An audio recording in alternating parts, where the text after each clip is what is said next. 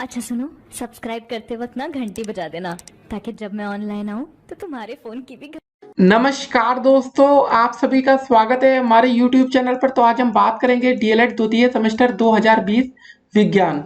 जी हाँ दोस्तों, ये हमारी वीडियो सीरीज की पार्ट 3 है जिसमें हम लघु त्रि प्रश्नों को डिस्कस करेंगे। तो दोस्तों हमने पार्ट 1 में बहुविकल्पीय क्वेश्चन को देखा, पार्ट 2 में दोस्तों अति लघु त्रि प्रश्नों को देखा और दोस्तों आज हम लघु त्रि प्रश्नों को देखने जा रहे हैं। सबसे जरूरी बात दोस्तों ये कि आपके जो पेपर में लघु त्रि प्रश्न आता है वो 14 नंबर का आता है। बाकी दोस्तों 6 नंबर के आपके दोस्तों अति लघु त्रि प्रश्न आते हैं, 5 नंबर के बहुविकल्पीय, 6 5 11 14 जोड़ के 25 नंबर होते हैं टोटल। तो चलिए दोस्तों वीडियो को शुरू करते हैं और आप इस वीडियो को शुरू से लेकर अंत तक देखिएगा, बिल्कुल भी आपको कुछ छोड़ना नहीं है। जैसे दोस्तों वीडियो आपकी खत्म हो जाए उसके बाद आप फर्स्ट सेमेस्टर मतलब फर्स्ट पार्ट देखेंगे जिसमें दोस्तों आपके बहुविकल्पीय प्रश्न होंगे और दोस्तों सेकंड पार्ट में आपके अति लघु त्रि प्रश्न होंगे। तो चलिए दोस्तों वीडियो को शुरू करते हैं। अगर आप लोग हमारे यूट्यूब चैनल पर नए हो तो चैनल को पहले सब्सक्राइब कर लीजिएगा, जिससे आने वाली वीडियो के हर एक नोटिफिकेशन आप तक सबसे पहले पहुंचे। और इस वीडियो को दोस्तों अधिक से अधिक अपने दोस्तों के साथ व्हाट्सएप ग्रुप में शेयर भी कर दीजिएगा। तो चलिए वीडियो को शुरू करते हैं। तो दोस्तों चलिए शुरू करते हैं आज के लघु त्रि प्रश्नों को। पहला क्वेश्चन क्या रहा है कि प्रकाश संश्लेषण और शोषण में अंतर आपको लिखना है। 2019 में दोस्तों देखिए ये प्रश्न आ चुका है। तो प्रकाश संश्लेषण में प्रकाशित ऊर्जा रासायनिक ऊर्जा में बदलती है और कार्बोहाइड्रेट जैसे ग्लूकोज तथा स्टार्च के रूप में एकत्रित होती है। इन यौगिक के टूटने तथा रासायनिक ऑक्सीकरण से पर्याप्त ऊर्जा निकलती है जिसका उपयोग जीव दोस्तों करते हैं। दूसरे शब्दों में कह सकते हैं कि कार्बोहाइड्रेट के ऑक्सीकरण से ऊर्जा निकलती है तथा यह अभिक्रिया ऑक्सीजन अंदर लेने के दौरान होती है। इस प्रक्रिया में उत्पादित कार्बन डाइऑक्साइड सांस द्वारा बाहर छोड़ी जाती है। इस प्रक्रिया में जो यौगिक ऑक्सीकृत होते हैं उन्हें श्वसनीय पदार्थ करते हैं। उसके बाद श्वसनीय पदार्थ से सारी ऊर्जा एक साथ नहीं निकलती है, बल्कि धीरे धीरे एक के बाद एक होने वाली रासायनिक अभिक्रियाओं द्वारा निकाली जाती है, जिन्हें श्वसन की अपचय अभिक्रिया कहते हैं। श्वसन के दौरान ऊर्जा उसी प्रकार प्राप्य है जैसा कि किसी भी ऑक्सीकरण अभिक्रिया से प्राप्त है, ठीक है ना। श्वसन बने प्रकाश संश्लेषण के विपरीत समझा जाता है। प्रकाश संश्लेषण उपचय है और श्वसन उपचय, ठीक है ना। श्वसन इस अभिक्रिया को नीचे दिया गया है। तो दोस्तों यहाँ पर जो लिखा है ना कि श्वसन की क्रिया उपचय, और यहाँ पर आप देख रहे हो प्रकाश संश्लेषण भी उपचय लिखा है।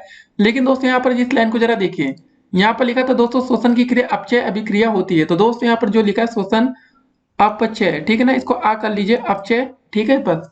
तो इसका दोस्तों देखिए C6H12O6 प्लस 6O2, तो 6CO2 प्लस 6H2O प्लस 283 मतलब किलो जूल। उसके बाद देखिए मनुष्य के शरीर में श्वसन के दौरान प्रमुख क्रियाओं को दिखाया गया है। पौधे प्रकाश और अंधेरे में संश्लेषण और श्वसन दोनों ही करते हैं, परंतु जिस दर से यह प्रक्रिया होती है यह प्रकाश की तीव्रता पर निर्भर करता है। ये दोनों दोस्तों प्रक्रियाएं सांध्य प्रकाश में एक दूसरे को संतुलित करती हैं। अगला क्वेश्चन है कि लवण किसे कहते हैं, यह कितने प्रकार का होता है। अम्लीय लवण का उदाहरण आपको देना है। लवण या साल्ट। धनायन दोस्तों प्राय मतलब धात्विक आयन और किसी अम्ल के ऋणायन जैसे क्लोरीन हो गया, NO3 हो गया, SO4 हो गया आदि से बने यौगिक लवण कहलाते हैं। कुछ लवणों में दोस्तों धनायन धात्विक आयन न होकर कुछ परमाणुओं का समूह होता है, जैसे दोस्तों NH4 प्लस हो गया, K2SO4 हो गया, NH4Cl Cu NO3 का होल ट्वाइस आदि लवणों के उदाहरण हैं। फिर देखिए अतः अम्लों के कुछ या समस्त हाइड्रोजन परमाणुओं को धात्विक आयन द्वारा विस्थापित करने से जो यौगिक बनता है उन्हें हम अम्लीय लवण कहते हैं, जैसे दोस्तों NaHSO4 Na2SO4 NH4 NO3, ठीक है ना। एग्जाम्पल भी आप याद करते हुए चलिएगा। फिर देखिए दूसरे शब्दों में जब किसी अम्ल विलयन को क्षारक विलयन के साथ मिलाते हैं तो जल के अतिरिक्त जो पदार्थ बनता है उसे हम लवण कहते हैं। जैसे देखिए HCl दोस्तों और NaOH, जब दोस्तों ये अभिक्रिया करता है तो NaCl बनाता है लवण और H2O जल निकलता है। तो दोस्तों लवण को हम उनके गुणों के आधार पर निम्नलिखित वर्गों में वर्गीकृत किया गया। देखिए जैसे सामान्य लवण हो गया आपका, क्षारकीय लवण हो गया, फिर उसके बाद अम्लीय लवण हो गया, द्वि लवण हो गया, मिश्रित लवण हो गया, संकर लवण हो गया। अम्लीय लवण देखिए क्या होता है कि यह लवण किसी अम्ल के कुछ प्रतिस्थापनीय हाइड्रोजन परमाणुओं के किसी धनायन द्वारा विस्थापन से बनते हैं, जैसे दोस्तों H2SO4 से NaHSO4, H2CO3 से दोस्तों NaHCO3, H3PO4 से दोस्तों NaH2PO4 और Na2HPO4 आदि बनता है। इन लवणों में विस्थापनीय हाइड्रोजन शेष रहती है। यह लवण जल में दो प्रकार के धनायन देते हैं, जिनमें एक हाइड्रोजन आयन, दूसरा दोस्तों कोई और धनायन होता है। जैसे दोस्तों NaHSO4 का दोस्तों Na प्लस बन जाता है, H प्लस बनता है SO4 माइनस। ठीक है, ऐसे दोस्त इसको आप अभिक्रिया इसको जरा आप कॉपी पर लिख कर याद कर लीजिएगा, ठीक है ना। तो कुछ अभिक्रियाएं दोस्तों जरूरी होती हैं केमिस्ट्री में। अब देखिए दोस्तों, इन लवड़ों या लवड़ों को जलीय विलयन हाइड्रोजन आयनों की उपस्थिति के कारण अम्लीय होता है। अगला क्वेश्चन है, नाभिकीय ऊर्जा क्या है, इसका उपयोग आपको समझाना है। तो नाभिकीय ऊर्जा जरा देखते हैं, 2019 का क्वेश्चन ये भी है। रेडियोधर्मी पदार्थों के नाभिकों के विखंडन अथवा संलयन से मुक्त ऊर्जा को नाभिकीय ऊर्जा कहते हैं। जब दोस्तों यूरेनियम, ठीक है, के नाभिक पर दोस्तों कम गति के न्यूट्रॉनों की बमबारी करते हैं, तो यूरेनियम नाभिक दो हल्के नाभिकों में टूट जाता है तथा इस प्रक्रिया में अपार ऊर्जा प्राप्त होती है। इस प्रक्रिया को नाभिकीय विखंडन कहते हैं तथा जिस निकाय से नाभिकीय विखंडन द्वारा ऊर्जा उत्पन्न की जाती है उसे नाभिकीय भट्टी अथवा न्यूक्लियर दोस्तों रिएक्टर हम कहते हैं। हमारे दोस्तों देश में तारापुर महाराष्ट्र, कोटा राजस्थान, कलपक्कम तमिलनाडु तथा नरोरा उत्तर प्रदेश में परमाणु ऊर्जा केंद्र है, जहां नाभिकीय रिएक्टरों से ऊर्जा प्राप्त करके विद्युत उत्पादन किया जा रहा है। अगला क्वेश्चन है, अच्छे स्वास्थ्य के लिए संतुलित आहार आवश्यक है। इस पर आपको टिप्पणी करना था, 2016 में ये प्रश्न आया था, लेकिन दोस्तों रिपीट किया गया क्वेश्चन को, संतुलित आहार किसे कहते हैं, हमें संतुलित आहार क्यों लेने चाहिए दोस्तों। ठीक है, अच्छा क्वेश्चन है, चलिए देखते हैं। संतुलित आहार का अर्थ उस आहार है जो शरीर की आवश्यकता अनुसार सभी पोषक तत्वों को प्रदान करता है। शरीर को आहार की आवश्यकता निम्नलिखित कारणों से होती है। पहला तो दोस्तों ऊर्जा के लिए, शरीर निर्माण के लिए, शरीर की क्रियाओं को सुचारू रूप से चलाने के लिए तथा सुरक्षा के लिए। अतः दोस्तों वह आहार जो शरीर की ऊर्जा की आवश्यकता, शरीर की निर्माणक तत्वों की आवश्यकता तथा नियामक व सुरक्षात्मक तत्वों की आवश्यकता को पूरी करता है, संतुलित आहार कहलाता है। देखिए दोस्तों, ये जो क्वेश्चन है इसको आप बनाकर भी बढ़िया सा पेपर में लिख सकते हैं। अगर ऐसा क्वेश्चन आपको याद नहीं तो भी उम्मीद करेंगे कि आप ऐसे क्वेश्चन को पेपर में लिख कर आएंगे। बाकी दोस्तों आप इतना और पढ़ लीजिएगा स्क्रीनशॉट लेकर, ठीक है। वीडियो दोस्तों ज्यादा लंबी ना बने और पूरे विज्ञान का दोस्तों हम रिवीजन भी देखेंगे और पूरा सिलेबस भी देखेंगे। अगला क्वेश्चन दोस्तों देखते हैं कि कोशिका क्या है। पादप तथा जंतु कोशिका में आपको अंतर लिखना है। अब देखिए ये सब क्वेश्चन को आप बना कर नहीं लिख सकते, लेकिन दोस्तों जो ये क्वेश्चन था इसमें आप कुछ ना कुछ लिख सकते हैं, ठीक है ना।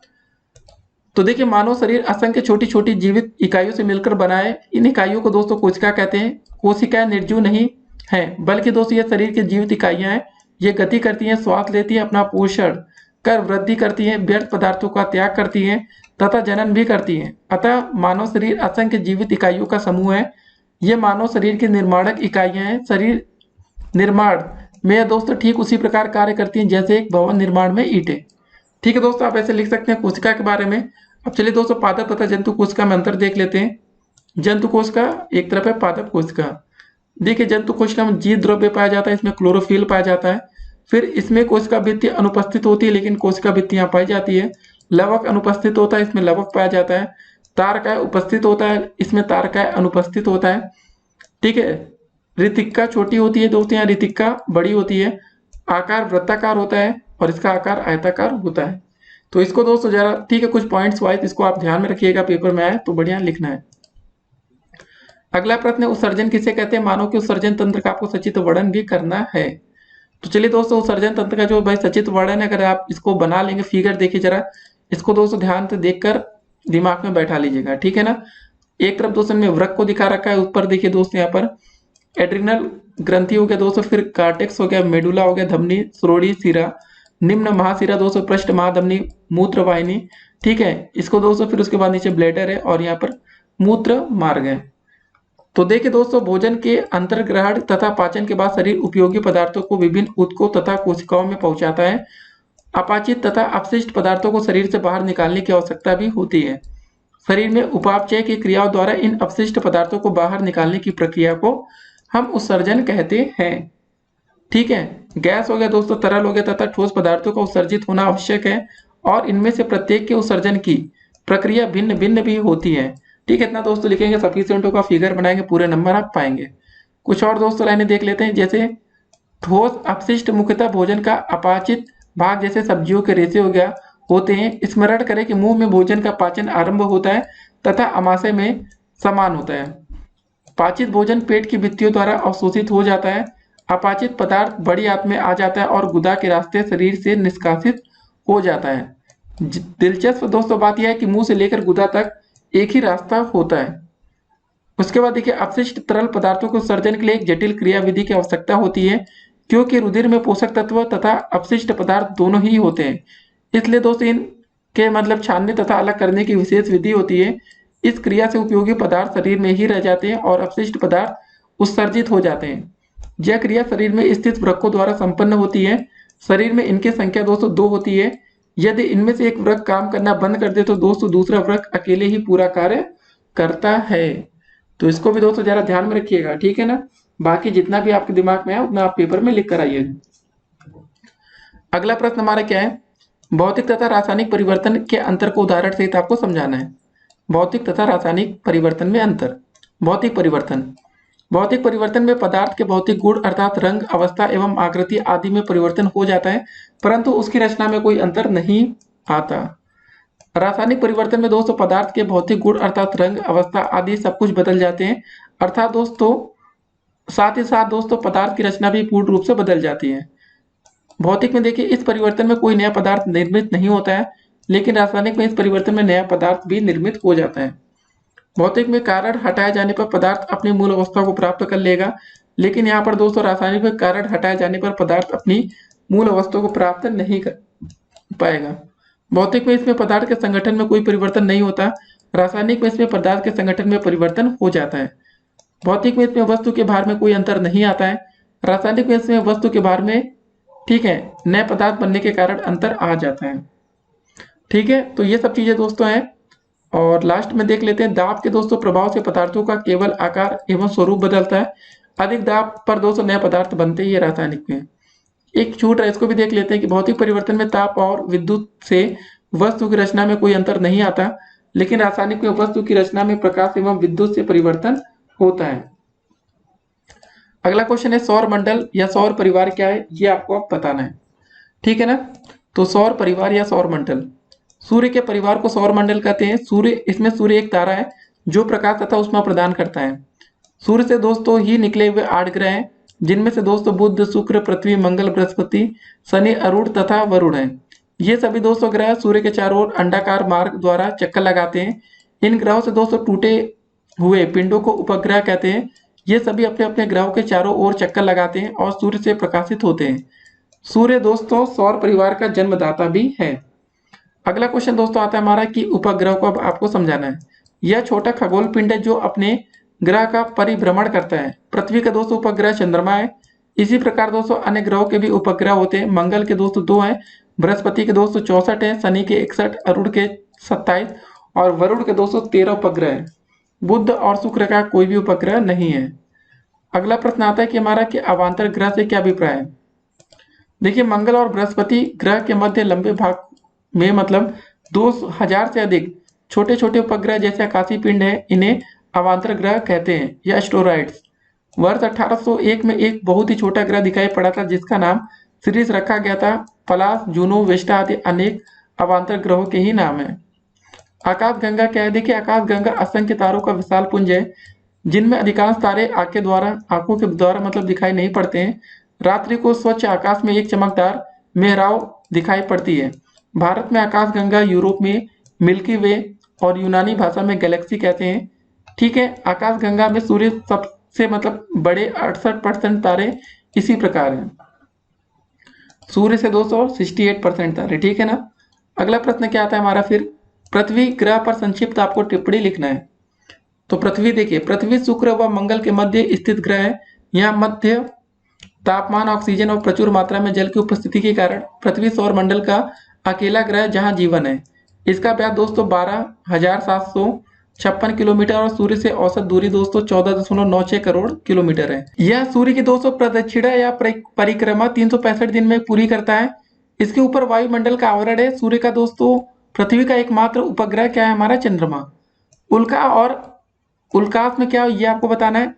अंतरिक्ष में घूमते दोस्तों धूल और गैस के पिंड जब पृथ्वी के समीप से गुजरते हैं तो पृथ्वी के गुरुत्वाकर्षण के कारण तेजी से पृथ्वी की ओर आते हैं और पृथ्वी के दोस्तों वायुमंडल में आकर घर्षण से चमकने लगते हैं, जो दोस्तों पृथ्वी पर पहुंचने से पूर्व ही जलकर राख हो जाते हैं। इन्हें दोस्तों उल्का पिंड कहते हैं। कुछ दोस्तों पिंड वायुमंडल के घर्षण से पूर्णतः जल नहीं पाते और चट्टानों के रूप में पृथ्वी पर आ गिरते हैं। इन्हें दोस्तों उल्काश में या शूटिंग स्टार कहते हैं। इनकी संरचना पृथ्वी के समान है। फिर दोस्तों हमारा अगला क्वेश्चन क्या रहा है कि तारामंडल का आपको वर्णन करना है। तारामंडल, कुछ तारे दोस्तों सुंदर आकृतियों के रूप में व्यवस्थित होते हैं। इन आकृतियों को तारामंडल कहते हैं। तारों का निर्माण हाइड्रोजन तथा हीलियम गैसों के संघनन से हुआ है। आकाशगंगा के तारामंडल के नाम? वृश्चिक, ओरियोन, सप्तर्षि और कृत्तिका। देखिए दोस्तों, वृश्चिक में क्या है कि आकाश के दक्षिण पश्चिम दिशा में दोस्तों यह ग्रीष्म काल में दिखाई देता है। व्याघ्र क्या है दोस्तों आपका, इसको जरा देखिए, आकाश के उत्तरी भाग को शीतकाल में दिखाई देता है। सप्तर्षि दोस्तों क्या है, ठीक है, व्याघ्र या ओरियन दोस्तों जो यहाँ पर देखिए लिखा था, नहीं तो आप कंफ्यूज होंगे। सप्तर्षि में देखिए यह उत्तरी आकाश में शीतकाल में सितंबर माह में दिखाई देता है। ध्रुव तारा, ठीक है ना, यह दोस्तों आकाश में तारों की स्थित घूर्णन अक्ष पर सदैव दिखाई देता है। यह घूर्णन अक्ष पर स्थित होने के कारण गतिहीन होता है। शेष सभी दोस्तों तारे पृथ्वी की गति की दिशा के अनुरूप पूर्व से पश्चिम की ओर गति करते दिखाई देते हैं। फिर अगला क्वेश्चन आता है कि चंद्र ग्रहण का आपको वर्णन करना है। तो पूर्णमासी के दिन दोस्तों जब सूर्य और चंद्रमा के बीच पृथ्वी आ जाती है तो चंद्र ग्रहण होता है। चंद्र ग्रहण में पृथ्वी की दोस्तों छाया चंद्रमा पर पड़ती है, चंद्रमा बिल्कुल दिखाई नहीं देता। इस स्थिति में पूर्ण चंद्र ग्रहण होता है यदि चंद्रमा और चंद्रमा पृथ्वी की छाया में छुप जाता है, ठीक है ना। यदि चंद्रमा दोस्तों पृथ्वी की प्रछाया में हो तो कुछ भाग पृथ्वी की उपछाया में हो तो यह दोस्तों भाग हमें आंतरिक रूप से दिखाई देता है। इस स्थिति को हम क्या बोलते हैं, आंतरिक चंद्र ग्रहण कहते हैं। फिर दोस्तों हमारा अगला क्वेश्चन क्या रहा कि सूर्य ग्रहण का आपको वर्णन करना है। सूर्य ग्रहण अमावस्या के दिन दोस्तों सूर्य और पृथ्वी के बीच चंद्रमा आ जाता है और चंद्रमा की छाया पृथ्वी पर पड़ने लगती है। इस स्थिति में हमें सूर्य का दोस्तों वह भाग दिखाई नहीं पड़ता जो चंद्रमा से ढक जाता है। इस स्थिति को सूर्य ग्रहण कहते हैं। पृथ्वी के जिस क्षेत्र में चंद्रमा सूर्य को पूरी तरह अवरुद्ध कर देता है उस क्षेत्र को दोस्तों पूर्ण सूर्य ग्रहण दिखाई देता है। इसी प्रकार वह क्षेत्र दोस्तों जो चंद्रमा के उपछाया में है जहां सूर्य केवल आंशिक रूप से दिखाई देता है, ऐसे स्थान पर दोस्तों हम खंड सूर्य ग्रहण पड़ता है।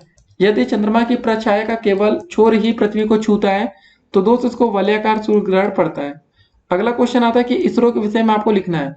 इसरो मतलब दोस्तों ये आपका ISRO, Indian space research organisation, ठीक है, फिर से Indian space research organisation.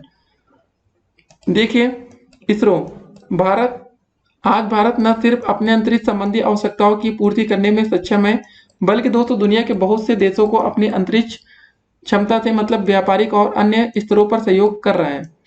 ISRO दोस्तों वर्तमान में ध्रुवीय कृत्रिम उपग्रह प्रक्षेपण वाहन, ठीक है ना, PSLV एवं दोस्तों GSLV का मतलब सहायता से मतलब क्रमशः कृत्रिम एवं भूस्वामी उपग्रह प्रक्षेपित करता है।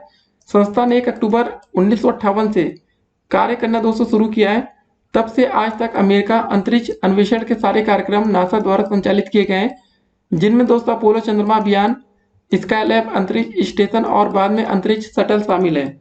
वर्तमान में नासा अंतर्राष्ट्रीय अंतरिक्ष स्टेशन को दोस्तों समर्थन दे रही है और ओरायन बहुउपयोगी कर्मीदल वाहन व व्यापारिक कर्मीदल वाहन के निर्माण व विकास पर आज ध्यान केंद्रित कर रही है।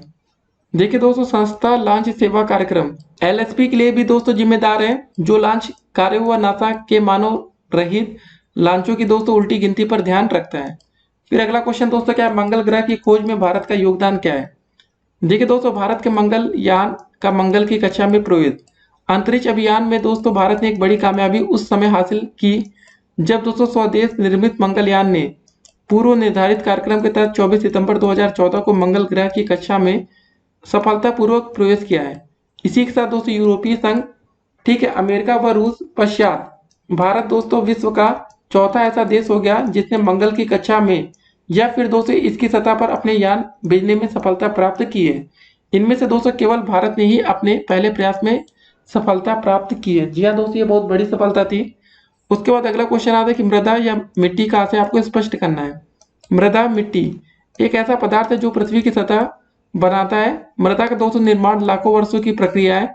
मृदा के निर्माण में अनेक बाहरी शक्तियां अपना प्रभाव चट्टानों पर डालकर उन्हें कमजोर कर देती हैं, जिससे दोस्तों उनके बारीक बारीक कण अलग अलग हो जाते हैं तथा मृदा का निर्माण होता रहता है। मिट्टी के दोस्तों निर्माण में भूकंप, ज्वालामुखी जैसी भौतिक शक्तियों बड़े बड़े पहाड़ों को तोड़कर चट्टानों को दोस्तों सरका देती है। रासायनिक शक्तियां चट्टानों में पाए जाने वाले यौगिक, जल, वायु आदि से विभिन्न रासायनिक क्रियाएं मिट्टी बनाने में सहायक है। इसके अतिरिक्त जैविक शक्तियां भी सूक्ष्म जीवों आदि के द्वारा मिट्टी के निर्माण में सहायता करती हैं। अगला क्वेश्चन आता है कि मृदा या मिट्टी का उपयोग क्या है। तो चलिए दोस्तों इसका उपयोग देखते हैं। मृदा या मिट्टी जीवों के लिए दोस्तों वास स्थान का कार्य करती है। इसमें दोस्तों केचुआ हो गया, चींटी, दीमक, सांप, नेवला, चूहा तथा लोमड़ी आदि जंतुओं के रूप में तथा बैक्टीरिया, कवक और शैवाल पादप के रूप में निवास करते हैं। भोजन के दोस्तों विभिन्न पोषक पदार्थ जैसे कार्बोहाइड्रेट, प्रोटीन, वसा, विटामिन, खनिज लवण तथा जल पेड़ पौधों को मृदा से ही प्राप्त होते हैं। मृदा का उपयोग भवन निर्माण एवं बर्तन निर्माण में भी किया जाता है। इससे दोस्तों स्पष्ट है कि मृदा महत्वपूर्ण प्राकृतिक संपदा है। अगला क्वेश्चन दोस्तों हमारा क्या रहा कि मृदा मिट्टी के प्रकार आपको बताने हैं। तो मृदा मिट्टी के प्रकार, पहला दोस्तों आता बलुई मिट्टी। इस मिट्टी के कणों का आकार दोस्तों अधिक होने के कारण इनमें दोस्तों पानी रोकने की क्षमता कम होती है तथा इसके कणों के बीच में वायु अधिक होती है। इस मिट्टी में पोषक तत्व नहीं पाए जाते। चिकनी मिट्टी दोस्तों क्या हो गया, चिकनी मिट्टी के कण बारीक होते हैं। इस मिट्टी में सबसे कम छिद्र के कारण पानी का अवशोषण अधिक परंतु धीरे धीरे होता है, अतः पानी की अधिकता के कारण यह मिट्टी कम उपयोगी है। फिर दोमट मिट्टी, बालू, चिकनी मिट्टी तथा गाद के मिश्रण को दोमट मिट्टी कहते हैं। जलोढ़ मिट्टी, यह मिट्टी दोस्तों नदियों द्वारा निक्षेपित महीन गाद से निर्मित होती है। फिर काली मिट्टी, यह ज्वालामुखी शैलों से बनी मिट्टी होती है। यह नमी को लंबे समय तक संजोए रखती है। भारत में यह महाराष्ट्र, मध्य प्रदेश और गुजरात के कुछ भागों में मिलती है। यह मिट्टी दोस्तों कपास, गेहूं आदि फसल उगाने के लिए सर्वाधिक उपयुक्त है। फिर दोस्तों बारी आती है आपकी लाल मिट्टी की। आग्नेय शैलों से बनी यह भारतीय प्रायद्वीप के दक्षिणी और पूर्वी भागों के उष्ण और शुष्क भागों में पाई जाती है। यह मिट्टी कम उपजाऊ है परंतु उर्वरकों की सहायता से इसमें फसलें उगाई जा सकती हैं। फिर बारी आती है आपकी लैटराइट मिट्टी। पश्चिमी घाट, नागपुर के पठार और उत्तर पूर्वी राज्यों के कुछ भागों में पहाड़ी प्रदेशों की गर्म जलवायु और वर्षा के अधिकता वाले क्षेत्रों में दोस्तों पाई जाती है। भारी वर्षा के कारण मिट्टी को ऊपरी सतह के पोषक तत्व धुलकर बाहर बह जाते हैं, अतः दोस्तों यह कम उपजाऊ होती है। फिर बारी आती है दोस्तों हमारे पर्वतीय मिट्टी। हिमालय के पर्वतीय प्रदेशों में मिट्टी का आवरण बहुत ही पतला है जबकि घाटियों में यह अधिक गहरा है। फिर दोस्तों बलुई दोमट मिट्टी, यह बलुई या तथा दोमट मिट्टी का सम्मिश्रण है। इसमें रेत की मात्रा 60% से 80% तक होती है तथा शेष चिकनी मिट्टी होती है। आलू और मूंगफली की उपज के लिए दोस्तों यह मिट्टी उपयुक्त है। फिर दोस्तों आता हमारा पथरीली मिट्टी, 10वां नंबर। यह दोस्तों मिट्टी प्राय पहाड़ी प्रदेशों में पाई जाती है। इस मिट्टी में चिकनी मिट्टी के साथ कंकड़ पत्थर भी मिले रहते हैं। तो दोस्तों मिट्टी से कोई क्वेश्चन आएगा तो उम्मीद करते हैं आप इसको लिख लेंगे। अब देखते हैं आज का अगला प्रश्न। तो दोस्तों अगला क्वेश्चन क्या रहा हमें कि हमें फसलों के प्रकार बताना है। देखिए फसलों के प्रकार, सबसे पहले दोस्तों देखिए ऋतुओं के अनुसार फसलें 3 प्रकार की होती हैं, रबी, खरीफ और जायद। रबी में दोस्तों देखिए रबी की फसलें गेहूं, जौ, चना, मटर, मसूर, सरसों, वर्ती, मेथी और आलू है। ये फसलें अक्टूबर से दिसंबर तक बोई जाती हैं। खरीफ में दोस्तों क्या क्या आता है, देखिए खरीफ की फसलें दोस्तों मक्का, ज्वार, बाजरा, मूंग, ठीक है, ग्वार, अरहर, लोबिया दोस्तों, ढैंचा, सोयाबीन, धान, मूंगफली, कपास तथा जूट है। खरीफ की फसलें दोस्तों जून से जुलाई में बोई जाती हैं। जायद, गर्मी के दिनों में दोस्तों जून तक खरबूज, तरबूज, ककड़ी, लौकी, करेला आदि फसलों की खेती की जाती है। इन फसलों को जायद की फसल कहते हैं। अगला क्वेश्चन हमारा कि फसल चक्र किसे कहते हैं। देखिए 2019 में ये प्रश्न आ चुका है, तो देखते हैं। फसल चक्रण, किसी खेत में एक निश्चित समय में एक फसल के बाद दूसरी फसल लेने की क्रिया को, जिससे भूमि की उर्वरा शक्ति नष्ट न होने पाए, फसल चक्रण कहते हैं। उसके बाद देखिए अर्थात भूमि के किसी निश्चित भाग पर नियत समय में फसलों का इस क्रम से बोया जाना कि भूमि की उर्वरा शक्ति भी कम ना होने पाए और उपज भी अच्छी मिले, इस प्रकार की अदला बदली फसल चक्रण है। थोड़ा बहुत दोस्तों अगर आप इंग्लिश में लिखना चाहते हैं तो इसको भी जरा ध्यान से लिख लीजिएगा कॉपी में। उसके बाद अगला क्वेश्चन, उत्तम भंडार गृह की विशेषता आपको बतानी है।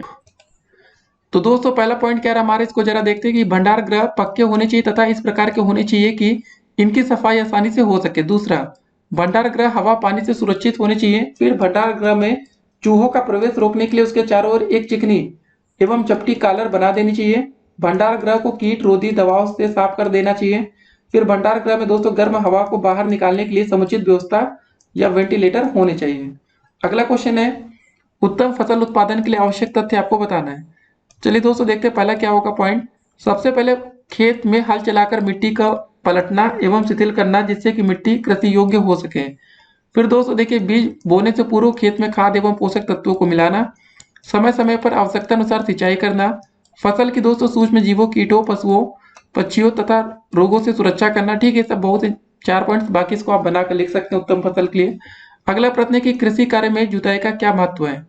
जुताई, भूमि को फसल बोने योग्य बनाने की क्रिया को हम जुताई कहते हैं। देखें आगे क्या लिखा है कि बीज पड़े, फल अच्छा दे, जितना गहरा जोते खेत।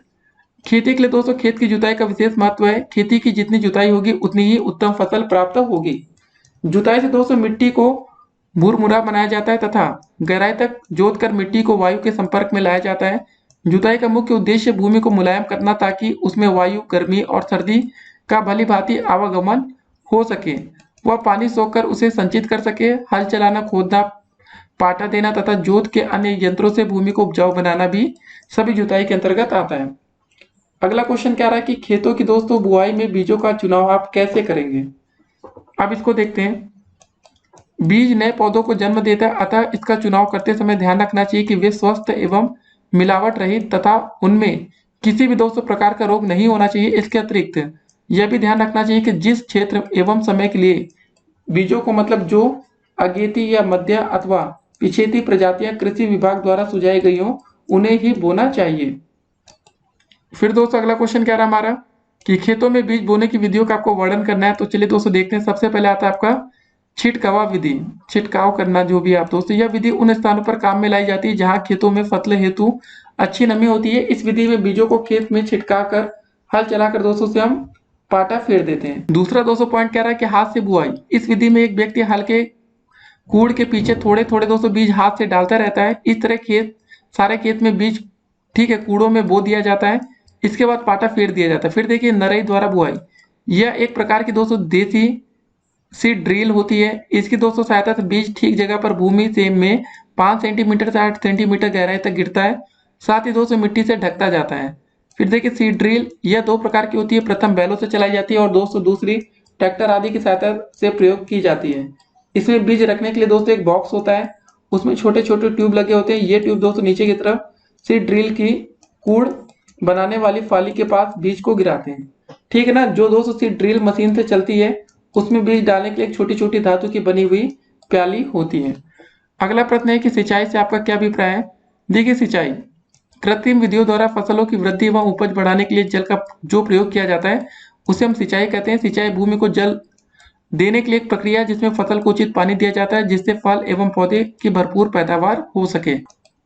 फिर अगला प्रश्न क्या रहा कि सिंचाई की प्रमुख विधियां बताना है आपको। तो सबसे पहले प्रवाह विधि, क्यारी विधि हो गया, कूड़ विधि हो गया, द्रोणी एवं वलय विधि, छिड़काव विधि, बॉर्डर विधि और ड्रिप विधि। फिर अगला क्वेश्चन आता है हमारा देसी हल का आपको वर्णन करना है। देसी हल क्या होता है। यह साधारण किस्म का हल होता है। यह भूमि में 207 सेंटीमीटर से 10 सेंटीमीटर तक की गहराई मिट्टी को देता है तथा 5 सेंटीमीटर से 7 सेंटीमीटर तक चौड़ा मुंह बनाता है।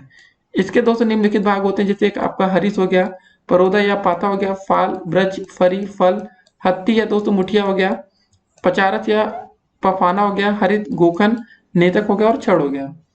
फिर हमारा अगला क्वेश्चन क्या रहा कि कीटनाशक का जन जीवन पर क्या प्रभाव पड़ता है, आपको ये बताना है। देखिए आज दोस्तों गंभीर समस्या कीटनाशकों के जन जीवन पर पड़ने वाले घातक प्रभाव की है।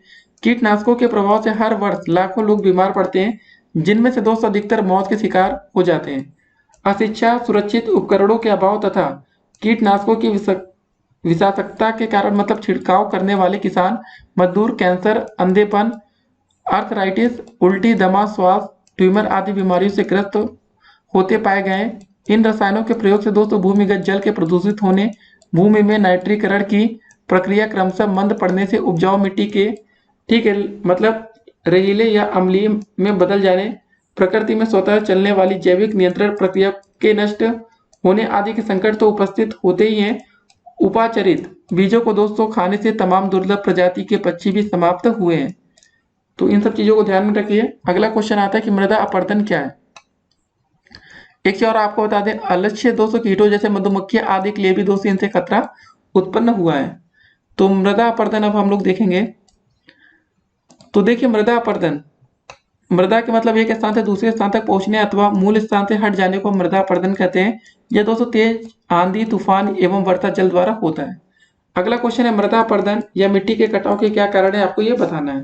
तो चलिए दोस्तों देखते हैं। पहला पॉइंट आता है भूमि का ढाल होना, वर्षा का अधिकता हो गया, तीव्र हवाएं, वनों की दोस्तों कमी, मिट्टी का प्रकार, तापमान में परिवर्तन, पशुओं के चरने से हवा से कटाव और नदियों के बाढ़ से कटाव। फिर दोस्तों आता है अगला क्वेश्चन कि मृदा अपरदन को रोकने के उपाय आपको बताना है। पहला उपाय देखिए, अधिक वन लगाए जाने चाहिए और उनकी सुरक्षा करनी चाहिए। नदियों के आसपास की भूमि की सुरक्षा करनी चाहिए। बांध एवं जलाशयों का निर्माण किया जाना चाहिए। फिर देखिए, अधिक क्षेत्रों में कृषि करनी चाहिए। कृषि के तरीकों में भी सुधार आपको करना चाहिए। मरुस्थलों में अधिक पेड़ लगाने चाहिए। कृषि क्षेत्र में फालतू पानी के निकास के लिए नालियां बना देनी चाहिए। फिर देखिए, उसके बाद ढालू जमीन पर सीढ़ीदार खेती की जाए। अदल बदल कर फसलें बोनी चाहिए। ऐसे दोस्तों आप लिख सकते हैं। अगला क्वेश्चन आता है, आपकी कार्य से आपका क्या अभिप्राय स्पष्ट करना है। जब दोस्तों कोई बल लगाकर किसी वस्तु की स्थिति में परिवर्तन किया जाता है तो हम कहते हैं कि बल द्वारा कार्य किया गया है। किया गया दोस्तों कार्य बल तथा बल की दिशा में उत्पन्न विस्थापन के गुणनफल के ये बराबर होता है। ठीक है दोस्तों, कार्य क्या होता है फिर से बता रहे हैं। जो दोस्तों हमारा किया गया कार्य होता है वो बल तथा बल की दिशा में उत्पन्न विस्थापन के गुणनफल के बराबर होता है। ठीक है, W बराबर दोस्तों क्या होता है फार्मूला, F होता है इंटू डी। ये दोस्तों डी का मतलब विस्थापन था आपका, F ये आपका फोर्स या बल था।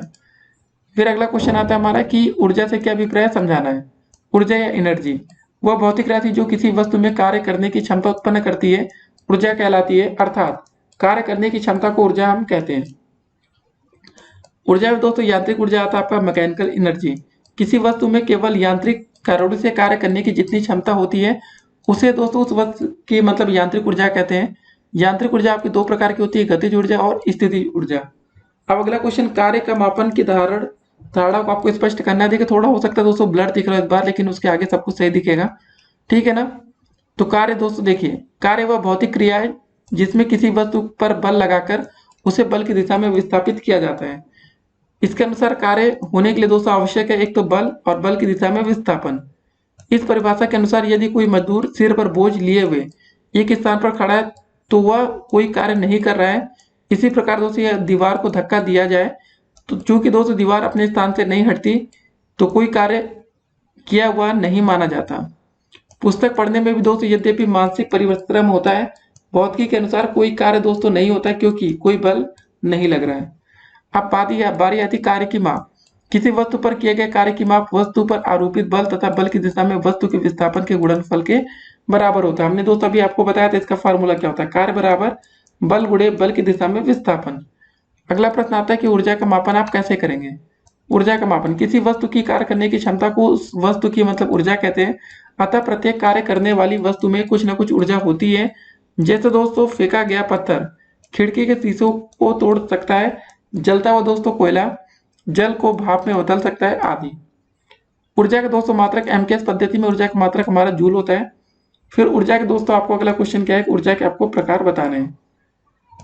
तो विभिन्न प्रकार की ऊर्जाओं का विवरण निम्नवत है। ऊर्जा में दोस्तों पहला आता है यांत्रिक ऊर्जा। किसी वस्तु द्वारा किए गए यांत्रिक कार्य को यांत्रिक ऊर्जा कहते हैं। ये दो प्रकार की होती है। पहला दोस्तों गतिज ऊर्जा, दूसरा स्थितिज ऊर्जा। फिर रासायनिक ऊर्जा, ताप ऊर्जा, प्रकाश हो गया, ध्वनि ऊर्जा, विद्युत ऊर्जा, आवेशीय ऊर्जा, परमाणु ऊर्जा और सौर ऊर्जा। ठीक है, अब दोस्तों देखते हैं आज का अगला प्रश्न। तो दोस्तों अगला क्वेश्चन क्या रहा है कि जीवन के अस्तित्व के लिए ऊर्जा क्यों आवश्यक है, यह आपको बताना है। तो जनसंख्या में तेजी से वृद्धि हो रही है। जीवन को सुविधाजनक बनाने के लिए वाले मतलब यातायात, मनोरंजन, उद्योगों एवं अन्य साधनों में भी निरंतर वृद्धि हो रही है। इसलिए दोस्तों ऊर्जा की खपत दिनों दिन बढ़ती जा रही है। खाद्य पदार्थों जैसे दोस्तों हो गया आपका डबल रोटी, बिस्कुट, ठंडे पेय एवं आइसक्रीम आदि का उत्पादन व्यावसायिक हो गया है। इनको दोस्तों बनाने, डिब्बा बंद करने, संग्रह एवं वितरण करने में ऊर्जा का उपयोग किया जाता है। दैनिक जीवन के क्रियाकलापों एवं आवश्यकताओं में भी निरंतर वृद्धि होने के कारण प्रत्येक परिवार के संसाधनों की वृद्धि हो रही है। संसाधनों को प्रयोग में ऊर्जा की आवश्यकता होती है। अब दोस्तों देखते हैं आज का अगला प्रश्न। ऊर्जा के वैकल्पिक स्रोत के रूप में सौर ऊर्जा की भूमिका आपको स्पष्ट करनी। देखिए ऐसे क्वेश्चन आप बनाकर भी पेपर में बढ़िया से लिख सकते हैं। चलिए देखते हैं। सूर्य ऊर्जा का सबसे अधिक प्रत्यक्ष एवं विशाल स्रोत है। सूर्य पृथ्वी का सबसे निकटतम तारा है, अतः पृथ्वी पर ऊर्जा का सबसे विशाल स्रोत भी सूर्य ही है। पृथ्वी पर सूर्य से ऊर्जा उष्मा तथा प्रकाश के रूप में प्राप्त होती है। सूर्य से प्राप्त ऊर्जा पृथ्वी पर प्रवाह तथा जल चक्र की निरंतरता प्रदान करती है तथा समस्त जीवन को संपोषित करती है। पौधे सूर्य से प्राप्त ऊर्जा का उपयोग करके प्रकाश संश्लेषण प्रक्रिया द्वारा अपना भोजन तैयार करते हैं। इसी भोजन द्वारा पृथ्वी पर समस्त जीवधारियों का संपोषण होता है। सूर्य से प्राप्त ऊर्जा को सौर ऊर्जा या सोलर एनर्जी हम कहते हैं। देखिएगा आज सभी देशों के वैज्ञानिकों का मानना है कि संसार में प्रतिदिन खपत होने वाली कुल ऊर्जा का लगभग 50,000 गुना ऊर्जा सूर्य से प्रतिदिन मिलती है। अतः दोस्तों ऊर्जा संकट से उबरने का एकमात्र उपाय सौर ऊर्जा को अधिकाधिक उपयोग में लाना है। ठीक है, इसके लिए दोस्तों आपको पता होगा जैसे कि सौर कुकर हो गया, सौर जल ऊष्मक तथा सौर सेलों का उपयोग प्रारंभ किया जा चुका है। अगला क्वेश्चन है दोस्तों, सौर ऊर्जा का दोहन किस प्रकार करेंगे, इसको जरा देखते हैं। पहला दोस्तों प्रत्यक्ष रूप से। सौर ऊर्जा प्रत्यक्ष रूप से दो प्रकार से उपयोग में लाई जा सकती है। एक तो उसे ऊष्मा के रूप में संग्रहित करके तथा दूसरे उसे सीधे विद्युत ऊर्जा में परिवर्तित करके। जिन युक्तियों द्वारा सौर ऊर्जा को ऊष्मा के रूप में संग्रहित करके उपयोग में लाते हैं उन्हें सौर तापन युक्तियां कहते हैं, जैसे सोलर कुकर हो गया। अगला दोस्तों आता है हमारा अप्रत्यक्ष रूप से। सौर ऊर्जा को अप्रत्यक्ष रूप से निम्नलिखित दो प्रकार से उपयोग में लाया जा सकता है। देखिए, पौधों में सौर ऊर्जा को रासायनिक ऊर्जा या जैव द्रव्यमान में परिवर्तित करके। दूसरा, वायु, सागरीय लहरों तथा सागर के विभिन्न जल स्तरों में तापांतर के फलस्वरूप होने वाली ऊर्जा का उपयोग करके। ठीक है, अब अगला क्वेश्चन देखते हैं। सौर कुकर पर संक्षिप्त टिप्पणी आपको लिखना है। सौर कुकर क्या होता है? सौर तापन, ठीक है, तापन युक्ति सिद्धांत का उपयोग सौर कुकर बनाने में किया जाता है। अतः सौर कुकर और ऊर्जा की ऊष्मा का उपयोग करके खाद्यान्न पदार्थ को आसानी से पकाने की तापन युक्ति है। इसमें दोस्तों लकड़ी का एक बॉक्स होता है जिसके ढक्कन की आंतरिक सतह पर एल्यूमिनियम की पन्नी लगी होती है। बॉक्स के अंदर एक दोहरी दीवार का कांच ढक्कन लगा होता है। बॉक्स से दोस्तों जो दीवारें अंदर से काले रंग से पुती रहती हैं तथा इसके अंदर कुचालक पदार्थ जैसे रुई भर देते हैं। अब स्टील अथवा एल्युमिनियम के दोस्तों बर्तन की बाहरी सतह को काला रंग कर मतलब इसमें वह खाद्य पदार्थ भर देते हैं जिसे पकाना होता है। यह दोस्तों बर्तन बॉक्स के अंदर रखकर बॉक्स को कांच से ढक्कन द्वारा ढक देते हैं। बॉक्स को धूप में रखते हैं तथा इसके ढक्कन को इस प्रकार तिरछा रखते हैं कि सूर्य की किरणें एल्युमिनियम की पन्नी से परावर्तित होकर बॉक्स के अंदर बर्तन पर पड़े। कुछ देर बाद दोस्तों हम पाते हैं कि बर्तन में रखा खाद्य पदार्थ क्या होता है, पक जाता है। अगला क्वेश्चन दोस्तों क्या है कि सौर जल ऊष्मक का वर्णन आपको करना है। सौर जल ऊष्मक एक ऐसी और सौर ताप युक्ति है जिसमें ऊर्जा का उपयोग करके ठंडे जल से गर्म जल प्राप्त किया जाता है। जी हाँ दोस्तों, सौर ऊर्जा का उपयोग करते हैं। दूसरे शब्दों में कहें तो यह जल को गर्म करने की सौर तापन युक्ति है। आजकल प्राय सभी होटलों, अस्पतालों, कॉलेजों तथा औद्योगिक प्रतिष्ठानों की छत पर इन्हें स्थापित किया जाता है। सूर्य से आने वाली किरणें जब तांबे की नलियों की काली सतह पर पड़ती हैं तो दोस्तों ये सतह ऊष्मा को अवशोषित कर लेती हैं। चूंकि तांबा ऊष्मा का सुचालक है, अतः शीघ्र ही यह अवशोषित ऊष्मा नलियों में भरे जल को मिल जाती है, जिससे जल में संवहन धाराएं बन जाती तथा गर्म जल ऊपर उठकर संग्राहक में चला जाता है और दोस्तों ठंडा जल नीचे नलियों में आ जाता है। अगला क्वेश्चन है सौर सेल का आपको वर्णन करना है। देखिए, सौर सेल एक ऐसी युक्ति है जो सौर ऊर्जा को सीधे ही विद्युत ऊर्जा में रूपांतरित करती है। सौर सेल का सिद्धांत देखिए। सौर सेल प्राय सेलेनियम तथा अर्धचालक जैसे दोस्तों सिलिकॉन तथा गैलियम से बनाए जाते हैं। ये अर्धचालक सामान्यतः विद्युत कुचालक नहीं होते, लेकिन इसमें कुछ विशेष अपद्रव्य मिलाने से इनकी दोस्तों विद्युत चालकता बहुत बढ़ जाती है। इन पर दोस्तों प्रकाश पड़ने पर भी इनका ताप बढ़ने से इनकी मतलब चालकता बढ़ जाती है। अतः यदि अपद्रव्य मिश्रित अर्धचालक पर सूर्य से आने वाला प्रकाश डाला जाए तो अर्धचालक की सतहों के बीच विद्युत विभवांतर उत्पन्न हो जाता है। यही सौर सेल का सिद्धांत भी है। सौर सेल के दोस्तों क्या उपयोग आपको ये बताना। चलिए पहला देखते हैं, कृत्रिम उपग्रह तथा अंतरिक्ष में सौर ऊर्जा से विद्युत ऊर्जा प्राप्त करने के लिए। दूसरा, लाइट हाउस में विद्युत ऊर्जा प्राप्त करने के लिए। तीसरा, जल पंप, रेडियो तथा टीवी अभिग्राहियों को प्रचलित करने के लिए। चौथा, प्रकाश स्तंभों को विद्युत शक्ति प्रदान करने के लिए। ऐसे आप दोस्तों लिख सकते हैं। और आपको बताते हैं घड़ियां, कैलकुलेटर आदि चलाने के लिए भी होता है। पवन चक्की दोस्तों आपको बताना, इसका वर्णन करना है। देखिए, पवन चक्की का उपयोग कुएं या जल स्रोत से पानी खींचने के लिए, जल पंप को चलाने के लिए, गेहूं पीसने की चक्की को चलाने के लिए, कुम्हार को चाक को घुमाने के लिए तथा विद्युत ऊर्जा उत्पन्न करने के लिए किया जाता है। पवन ऊर्जा द्वारा दोस्तों पाल नाव को खेना। नाव को दोस्तों पानी में चलाने के लिए भी पवन ऊर्जा अर्थात वायु की गतिज ऊर्जा का उपयोग करते हैं। इसके लिए दोस्तों नाव में लकड़ी का एक खंभा लगाकर उस पर एक बड़ा कैनवास कपड़ा लगाते हैं, जिसे दोस्तों पाल कहते हैं। अगला क्वेश्चन है कि ऊर्जा रूपांतरण को आपको समझाना है। देखिए, विद्युत बल्ब तथा ट्यूबलाइट में विद्युत ऊर्जा का प्रकाशीय एवं ऊष्मीय ऊर्जा में बदलना। दूसरा, विद्युत हीटर में विद्युत ऊर्जा को ऊष्मीय ऊर्जा में बदलना। फिर सेल रासायनिक ऊर्जा का विद्युत ऊर्जा में बदलना। चौथा, लाउड स्पीकर में विद्युत ऊर्जा का ध्वनि ऊर्जा में बदलना। ऐसे आप लिख सकते हैं। एक और देख लेते हैं, माइक्रोफोन में ध्वनि ऊर्जा का विद्युत ऊर्जा में बदलना। मोमबत्ती के जलने से दोस्तों रासायनिक ऊर्जा का प्रकाशीय व ऊष्मीय ऊर्जा में बदलना। ठीक, इतना आप काफी है। अगला क्वेश्चन है, मशीनें क्या है, यह कितने प्रकार की होती हैं। मशीन एक ऐसी युक्ति है जिसके द्वारा बल के परिमाण को बदला जा सके, अर्थात उसकी सहायता से एक बिंदु पर किसी दिशा में बल लगाकर उसका प्रभाव दूसरे बिंदु की ओर मतलब और किसी दूसरी दिशा में पैदा करके कुछ कार्य किया जा सकता है। सरल मशीनों के प्रकार देखिए, एक तो उत्तोलक हो गया, पेच हो गया, झुकातल हो गया, घिरनी हो गया, पहिया और धुरी। अगला क्वेश्चन, उत्तोलक क्या है? उत्तोलक के आपके प्रकारों का वर्णन करना है। देखिए, उत्तोलक एक मुड़ी हुई अथवा सीधी मजबूत छड़ होती है। इस छड़ को दोस्तों एक बिंदु के सापेक्ष घुमा सकते हैं। उत्तोलक का यांत्रिक लाभ क्या होता है? भार बटे आयास या आयास भुजा बटे भार भुजा। उत्तोलक के प्रकार देखिए, आलम, भार तथा आयास की स्थिति विभिन्न होने पर उत्तोलक 3 प्रकार के होते हैं। प्रथम प्रकार का उत्तोलक देखिए, इस प्रकार के उत्तोलक में आलम बीच में होता है और इसके मतलब एक ओर भार तथा दूसरी ओर आलम्ब होता है। उदाहरण में जैसे कैंची, तराजू, हैंडपंप, ठीक है, ये सब चीजें हो गया। दूसरा द्वितीय प्रकार का उत्तोलक क्या होता है? इस प्रकार के उत्तोलक के बीच में भार के मतलब एक ओर बल तथा दूसरी ओर आलम्ब होता है। उदाहरण के लिए सरौता, नींबू का रस निकालने का मतलब, ठीक है, नींबू का रस निकालने वाला यंत्र हो गया, ट्रॉली, बॉक्स का ढक्कन, किवाड़, स्क्रू ड्राइवर। अब तृतीय प्रकार का उत्तोलक देखिए, कभी कभी दोस्तों क्वेश्चन आ जाता है कि प्रथम, द्वितीय और तृतीय अलग अलग तरह के उत्तोलक आप बताइए। इसमें क्या होता है? देखिए, इस प्रकार के उत्तोलक में एक सिरे पर दोस्तों आलम्ब तथा दूसरे सिरे पर भार होता है और बीच में दोस्तों बल लगाया जाता है, जैसे चिमटा हो गया, हल, चाकू, फावड़ा आदि। अगला क्वेश्चन है, मशीनों की देखरेख एवं रख रखाव से आप क्या समझते हैं? देखिए, अधिकतर मशीनें धातु लोहे की बनी होती है। घर्षण के कारण मशीनों के पुर्जे घिसने लगते हैं। इनको घिसने से बचाने के लिए दोस्तों स्नेहक तेल व ग्रीस समय समय पर उनमें लगाना चाहिए। जैसे दोस्तों गिरनी की सहायता से पानी निकालने किसी व्यक्ति द्वारा प्रयास करने से घर्षण बल बढ़ जाता है तथा उसे काम करने के लिए धुरी में तेल लगाना चाहिए। मशीनों को दोस्तों जंग से बचाने के लिए जंग वाले भाग को बालू, कागज या रेगमाल से दोस्तों रगड़ कर सफाई करना चाहिए। बारीक भागों पर पेंट कर देना चाहिए। जिन मशीनों से काम ना लिया जा रहा हो उन्हें दोस्तों ग्रीस लगाकर ढक देना चाहिए। अगला क्वेश्चन दोस्तों देखिए, कोशिका से आपका क्या अभिप्राय है? आपको इसको समझाना है। तो दोस्तों चलिए सबसे पहले देखते हैं कोशिका का क्या अर्थ होता है। मानव शरीर असंख्य छोटी छोटी जीवित इकाइयों से मिलकर बना है। इन इकाइयों को दोस्तों हम कोशिका या सेल कहते हैं। कोशिकाएं निर्जीव नहीं है बल्कि ये शरीर की दोस्तों जीवित इकाइयां हैं। ये गति करती हैं, श्वास लेती हैं, अपना पोषण कर वृद्धि करती हैं, व्यर्थ पदार्थों का त्याग करती हैं तथा जनन भी करती हैं। अतः मानव शरीर असंख्य जीवित कोशिकाओं का समूह है। ये मानव शरीर की निर्माणक इकाइयां हैं। शरीर निर्माण में दोस्तों यह ठीक उसी प्रकार कार्य करती है जैसे दोस्तों एक भवन निर्माण में ईंटें। कोशिकाएं दोस्तों जीवधारियों में पाई जाती हैं, जिनमें से दोस्तों ये अधिकांश जीवधारी बहुकोशिकीय या असंख्य कोशिकाओं से निर्मित होते हैं।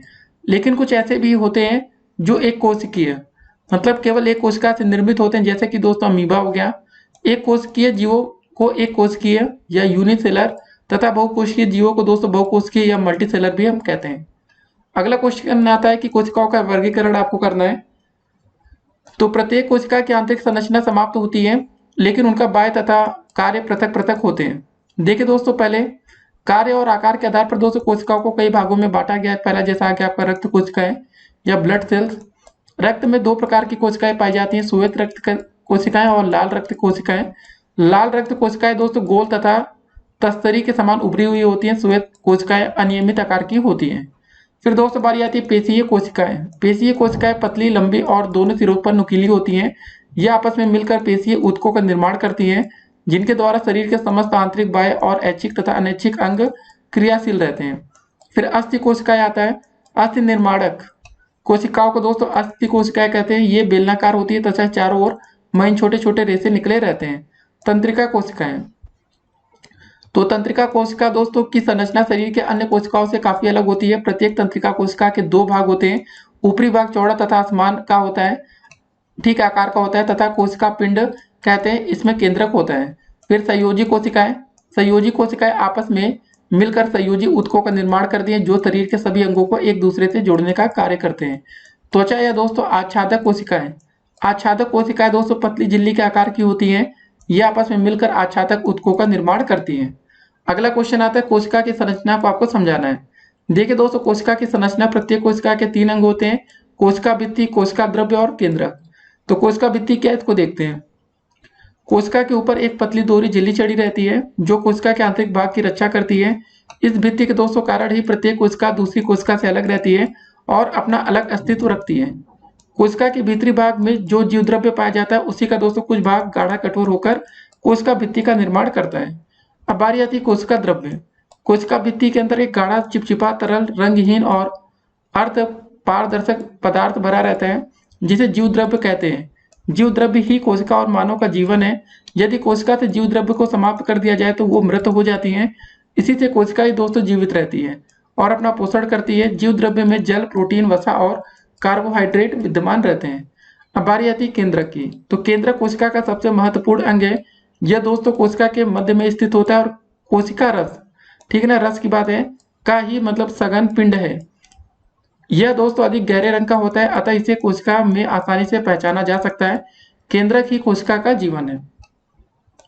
अगला क्वेश्चन आता है हमारा ऊतक क्या है, उसके प्रकारों का आपको संक्षिप्त वर्णन करना है। जीवधारियों का शरीर अनगिनत कोशिकाओं से बना होता है। कुछ जीवधारी सरल एवं एक कोशिकीय होते हैं जैसे अमीबा, यूग्लिना, पैरामीशियम, जीवाणु, ठीक है ना, ये सब दोस्तों बारे इसमें है मतलब। इसके बाद देखिए इनमें समस्त जैविक क्रिया एक ही कोशिका द्वारा संपन्न होती है, जबकि बहुकोशिकीय एवं जटिल जीवधारियों में विभिन्न जैविक क्रियाएं अलग अलग कोशिकाओं, ऊतक, ऊतक तंत्र एवं अंग द्वारा संपन्न होती है। विभिन्न समूहों में कोशिकाएं विशिष्टीकरण के फलस्वरूप निश्चित कार्य को करने की क्षमता रखती हैं। ये सब चीजें दोस्तों हैं। फिर उसके बाद ऊतक के हम प्रकार देख लेते हैं।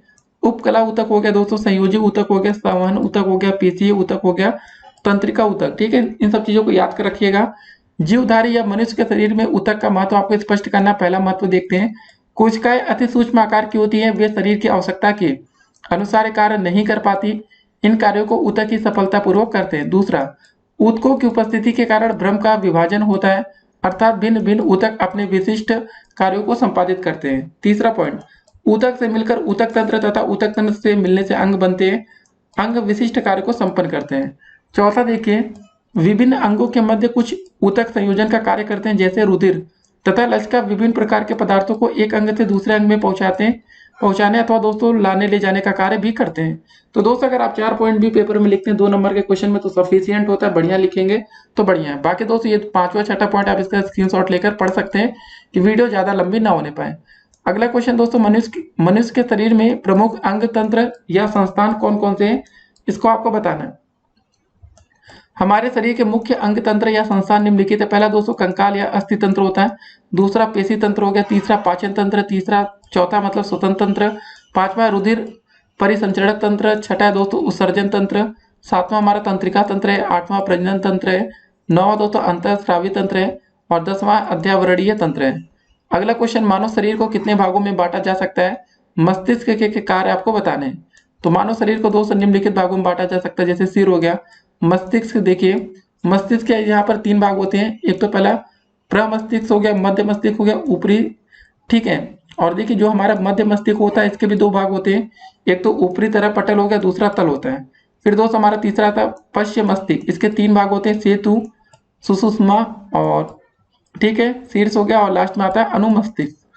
अब मस्तिष्क के कार्य भी जरा देख लेते हैं कौन कौन से कार्य हैं। यह सारे शरीर का संचालन करता है। यह शरीर के सभी कार्य तथा प्रत्येक अंग में होने वाले कर्म को नियंत्रित एवं नियमित रखता है। फिर उसके बाद ग्रीवा, धड़, हृदय आदि, ठीक है, ये क्वेश्चन है। फिर अगला दोस्तों देखते हैं आंसर मतलब क्वेश्चन का, कि मानव शरीर में हृदय के कार्य आपको बताने हैं, ठीक है। हृदय पंप की बात ही कार्य करता है तथा निरंतर रक्त प्रवाहित करता रहता है, जो शरीर में के सभी भागों में परिसंचरण होता है, जिससे रक्त को फेफड़ों में शुद्ध होने के लिए वापस भेजना। अगला क्वेश्चन है कि मानव कंकाल को समझाइए, इसके प्रकारों का आपको उल्लेख करना है। देखिए मानव कंकाल अस्थियों तथा उपस्थितियों से मतलब का बना एक ढांचा होता है। संपूर्ण ढांचा कंकाल तंत्र कहलाता है। मानव एक दोस्तों कशेरुकी प्राणी है। मानव को रूप एवं आकार देने के लिए ढांचे की आवश्यकता होती है। कंकाल के द्वारा हृदय, फेफड़े, ठीक है ना, आंखों जैसे कोमल अंगों की सुरक्षा होती है। मानव का चलना, दौड़ना, मुट्ठी बांधना, सुई पकड़ना व झुकना आदि कार्य कंकाल द्वारा ही संभव है। कशेरुकी प्राणियों में कंकाल 2 प्रकार के होते हैं, बाह्य कंकाल और दूसरा दोस्तों अंतः कंकाल, ठीक है। बाह्य कंकाल बाहर से दिखाई देने वाला कंकाल है, यह त्वचा की चर्म, ठीक है ना, तथा दोस्तों उपचर्म से बनता है, जैसे दोस्तों बाल, पंख, नाखून, पंजे, खुर, चोंच आदि कंकाल के दोस्तों उदाहरण है, जो कशेरुकी प्राणियों के उदाहरण है। अंतः कंकाल दोस्तों बाहर से दिखाई नहीं देता, यह त्वचा के नीचे होता है, इसके द्वारा ही शरीर का ढांचा होता है। मुख्य रूप से दोस्तों कंकाल के 2 भागों में विभाजित रहता है, मतलब एक अक्षीय कंकाल, दूसरा अनुबंधी कंकाल। अक्षीय कंकाल यह शरीर के दोस्तों लंब अक्ष पर स्थित होता है। इसके अंदर करोटिद अथवा खोपड़ी, कशेरुक, दंड, पसलियां तथा उरोस्थी होते हैं। अनुबंधी कंकाल में देखिए यह शरीर के दोस्तों लंब अक्ष के दोनों ओर स्थित होता है। इसके अंतर्गत अंश मेखला तथा श्रोणि, मेखला और भुजाओं की अस्थियां होती हैं। फिर हमारा देखिए अगला क्वेश्चन क्या है कि कंकाल तंत्र के प्रमुख कार्यों का आपको वर्णन करना है। तो चलिए दोस्तों इसके प्रमुख कारण के वर्णन देखते हैं। पहले शरीर को आकार प्रदान करना, दूसरा शरीर को दृढ़ता प्रदान करना, तीसरा शरीर के कोमल अंगों को सुरक्षा प्रदान करना, चौथा श्वसन में सहयोग प्रदान करना, फिर मांसपेशियों को क्रियाशील बनाना, रक्त कर्णिकाओं का निर्माण करना। अगला क्वेश्चन है पेशियां क्या है, इसकी गति या गतियों तथा संरचना को आपको समझाना है। देखिए कंकाल तंत्र पर मांस का जो आवरण होता है उसको पेशीय संस्थान कहते हैं। शरीर की सभी प्रकार की गति अस्थियों एवं पेशियों के संबंध से उत्पन्न होती है। पेशियां दो प्रकार की पाई जाती हैं, संकुचन तथा शिथिलन या प्रसरण। देखिए पेशी का संकुचन दो प्रकार का होता है, एक ऐच्छिक दूसरा अनैच्छिक। पेशी की संरचना देखते हैं। पेशियां दोस्तों विभिन्न प्रकार की होती है। जिन अस्थियों के सहारे से पेशियां जुड़ी रहती है उन्हीं के आकार की तरह दोस्तों इनका भी आकार होता है। प्रत्येक पेशी बाल जैसी कोशिकाओं से मिलकर बनती है। प्रत्येक पेशी ऊतक को रुधिर वाहिनियों से रक्त तथा मस्तिष्क से तंत्रिकाएं प्राप्त होती हैं। तो ये सब चीजें दोस्तों हैं, ठीक है। अगला क्वेश्चन आता है हमारा पायरिया के कारण एवं उपचार आपको बताना। तो दोस्तों देखिए यह रोग वयस्कों में अधिकतर पाया जाता है। इस रोग से दोस्तों दांतों में बदबू आने लगती है तथा मसूड़ों से रक्त बहने लगता है। धीरे धीरे दांत आपके गिरने लग जाते हैं। कारण क्या है, पायरिया से होने के कारण आप देखिए दांतों की सफाई ना करना, मसूड़ों का अस्वस्थ होना। उपचार क्या है, रोगग्रस्त होने पर डॉक्टर की सलाह लेना चाहिए। मसूड़ों को भली प्रकार से मालिश करना चाहिए। खोखले दांतों व दाढ़ों को दोस्तों भरवा लेना चाहिए। दांतों को मतलब नियमित प्रतिदिन सफाई करना चाहिए। भोजन में विटामिन ए व सी की उचित मात्रा लेनी चाहिए। फिर दोस्तों हमारा अगला क्वेश्चन क्या रहा कि रक्त परिसंचरण तंत्र क्या है, इसको जरा देखते हैं। देखिए परिसंचरण तंत्र, जीवित अवस्था में रक्त शरीर में सदैव संचरण करता रहता है। रक्त की इसी भ्रमण करने की क्रिया को रक्त परिसंचरण कहते हैं। हृदय और रक्त वाहिनियों में से होकर ही रक्त शरीर में प्रवाहित होता है। रक्त जिस स्थान से अपनी यात्रा आरंभ करता है समस्त शरीर में भ्रमण करने के बाद पुनः उसी स्थान पर पहुंच जाता है और इस चक्र में दोस्तों जीवन पर्यंत परिक्रमा करता रहता है। एक परिक्रमा का चक्र इस प्रकार से है दोस्तों, देखिए रक्त बाह्य नीले से महाधमनी में, धमनी में से फिर धमनियों में, कोशिकाओं में फिर आता है दोस्तों केशिकाओं में, फिर देखिए सिरिकाओं में आता है, फिर सिराओं में आता है, फिर महासिराओं में आता है, फिर दाएं आलिंद में आता है, फिर दाएं नीले में आता है, फिर देखिए दोस्तों फुफ्फुसीय में आता है, फिर धमनी में, फुफ्फुसीय सिराओं में, बाएं आलिंद में और पुनः दोस्तों बाएं नीले में पहुंचकर फिर इसी चक्र के आधार पर समस्त शरीर में जीवित अवस्था में निरंतर प्रवाहित होता रहता है। तो गाइस ये रक्त कभी रुकता नहीं है, जब तक जिंदा रहेंगे तब तक ये चलता रहेगा। अगला क्वेश्चन दोस्तों क्या हमारा, स्रोत के आधार पर प्रोटीन कितने प्रकार की होती है। देखिए स्रोत के आधार पर दोस्तों प्रोटीन दो प्रकार की होती है। तो जंतु प्रोटीन हो गई जैसे जिसमें मिलता है आपका दूध में, मांस में, मछली, अंडा आदि से प्राप्त प्रोटीन। वनस्पति प्रोटीन जैसे दोस्तों दाल होगी, सेम, सोयाबीन, फलियां तथा गिरिधर फल से प्राप्त प्रोटीन। 1 ग्राम प्रोटीन के जारट से लगभग 204.3 कैलोरी ऊर्जा प्राप्त होती है। अगला क्वेश्चन है जल एवं वसा में घुलनशील विटामिन कौन कौन से है, आपको ये बताना है। देखिए जल में जो घुलनशील विटामिन होता है दोस्तों विटामिन बी और सी है। वसा में घुलनशील विटामिन दोस्तों आपका ए, डी, ई, के। इसको जरा दोस्तों याद रखिएगा, वसा में दोस्तों कौन कौन सा आपका ए, डी, ई, के और जल में दोस्तों बी और सी। ठीक है, अगला क्वेश्चन दोस्तों हमारा क्या रहा, विटामिन के मतलब, चलिए पहले इसको और देख लेते हैं। विटामिन के मुख्य स्रोत क्या होते हैं। विटामिन दोस्तों आपका अनाज से, हरी सब्जियां, दालें, दूध, घी, पनीर, मांस, छिलकेदार फल, अंकुरित बीजों में प्रचुर मात्रा में पाए जाते हैं। अगला question vitamin A, B, C, D, E, K की प्राप्ति स्रोत एवं इनकी कमी से होने वाले आपको रोग बताना। चलिए सारे विटामिन देख लेंगे तो कोई ना कोई पेपर में आया तो काम हो जाएगा आपका। तो पहले विटामिन ए। विटामिन ए दोस्तों आंखें, बाल तथा त्वचा को स्वस्थ रखता है। विटामिन ए पालक से आपको मिलता है, गाजर, आम, मक्खन, मछली का तेल, टमाटर, पीले नारंगी फल आदि में पाया जाता है। इसकी कमी से रतौंधी नामक रोग हो जाता है। विटामिन बी, यह विटामिन दोस्तों पानी में घुलनशील है। इसकी कमी से शरीर में बेरी नामक रोग हो जाता है और इसका शरीर में संचय नहीं हो सकता। विटामिन बी में दोस्तों कई विटामिन सम्मिलित होते हैं जैसे बी1 थायमिन हो गया, बी2 ठीक है, रिबोफ्लेविन हो गया, बी3 दोस्तों आपका नियासिन हो गया, बी4 हो गया फोलिक एसिड, बी6 हो गया दोस्तों पिरिडॉक्सिन आदि। अब बारी आती है विटामिन सी। यह दोस्तों दांतों तथा हड्डियों को कैल्शियम प्राप्ति में सहायक, संक्रमण से बचाव करता है तथा रक्त शोधन का भी कार्य करता है। यह विटामिन नींबू, संतरा, आम, टमाटर, अमरूद, मौसमी, आंवला तथा हरी मिर्च आदि में पाया जाता है। इसकी कमी से स्कर्वी रोग हो जाता है। विटामिन डी, ठीक है गाइस। देखिए यह दांतों तथा अस्थियों को मजबूत बनाता है। यह दोस्तों विटामिन प्रातःकालीन सूर्य की किरणों में मक्खन, अंडा, दूध, मछली का तेल तथा यकृत में पाया जाता है। इसकी कमी से दोस्तों सूखा रोग हो जाता है। विटामिन ई क्या है? यह दोस्तों संतानोत्पादन की शक्ति प्रदान करता है, ठीक है ना। और यह विटामिन दोस्तों दूध, मक्खन हो गया, सब्जियों तथा मांस में पाया जाता है। इसकी कमी से दोस्तों जननांग प्रभावित होते हैं। विटामिन के, यह विटामिन दोस्तों शरीर के बहते रक्त को जमाकर रक्त स्राव को रोकता है। यह विटामिन आपका पालक, गोभी, दूध आदि में मिलता है। इसकी कमी से दोस्तों रुधिर का थक्का नहीं बन पाता। जी हाँ दोस्तों, अगर आपको कभी खून बहता तो आपने देखा होगा कि खून आपका रुक जाता थोड़ी देर बाद। अगर विटामिन के ही आपके शरीर में ना हो तो हो सकता है कि खून दोस्तों जो बह रहा है वो बहता ही रहेगा, फिर खून रुकेगा नहीं। अगला क्वेश्चन आता है कि परिरक्षण क्या है?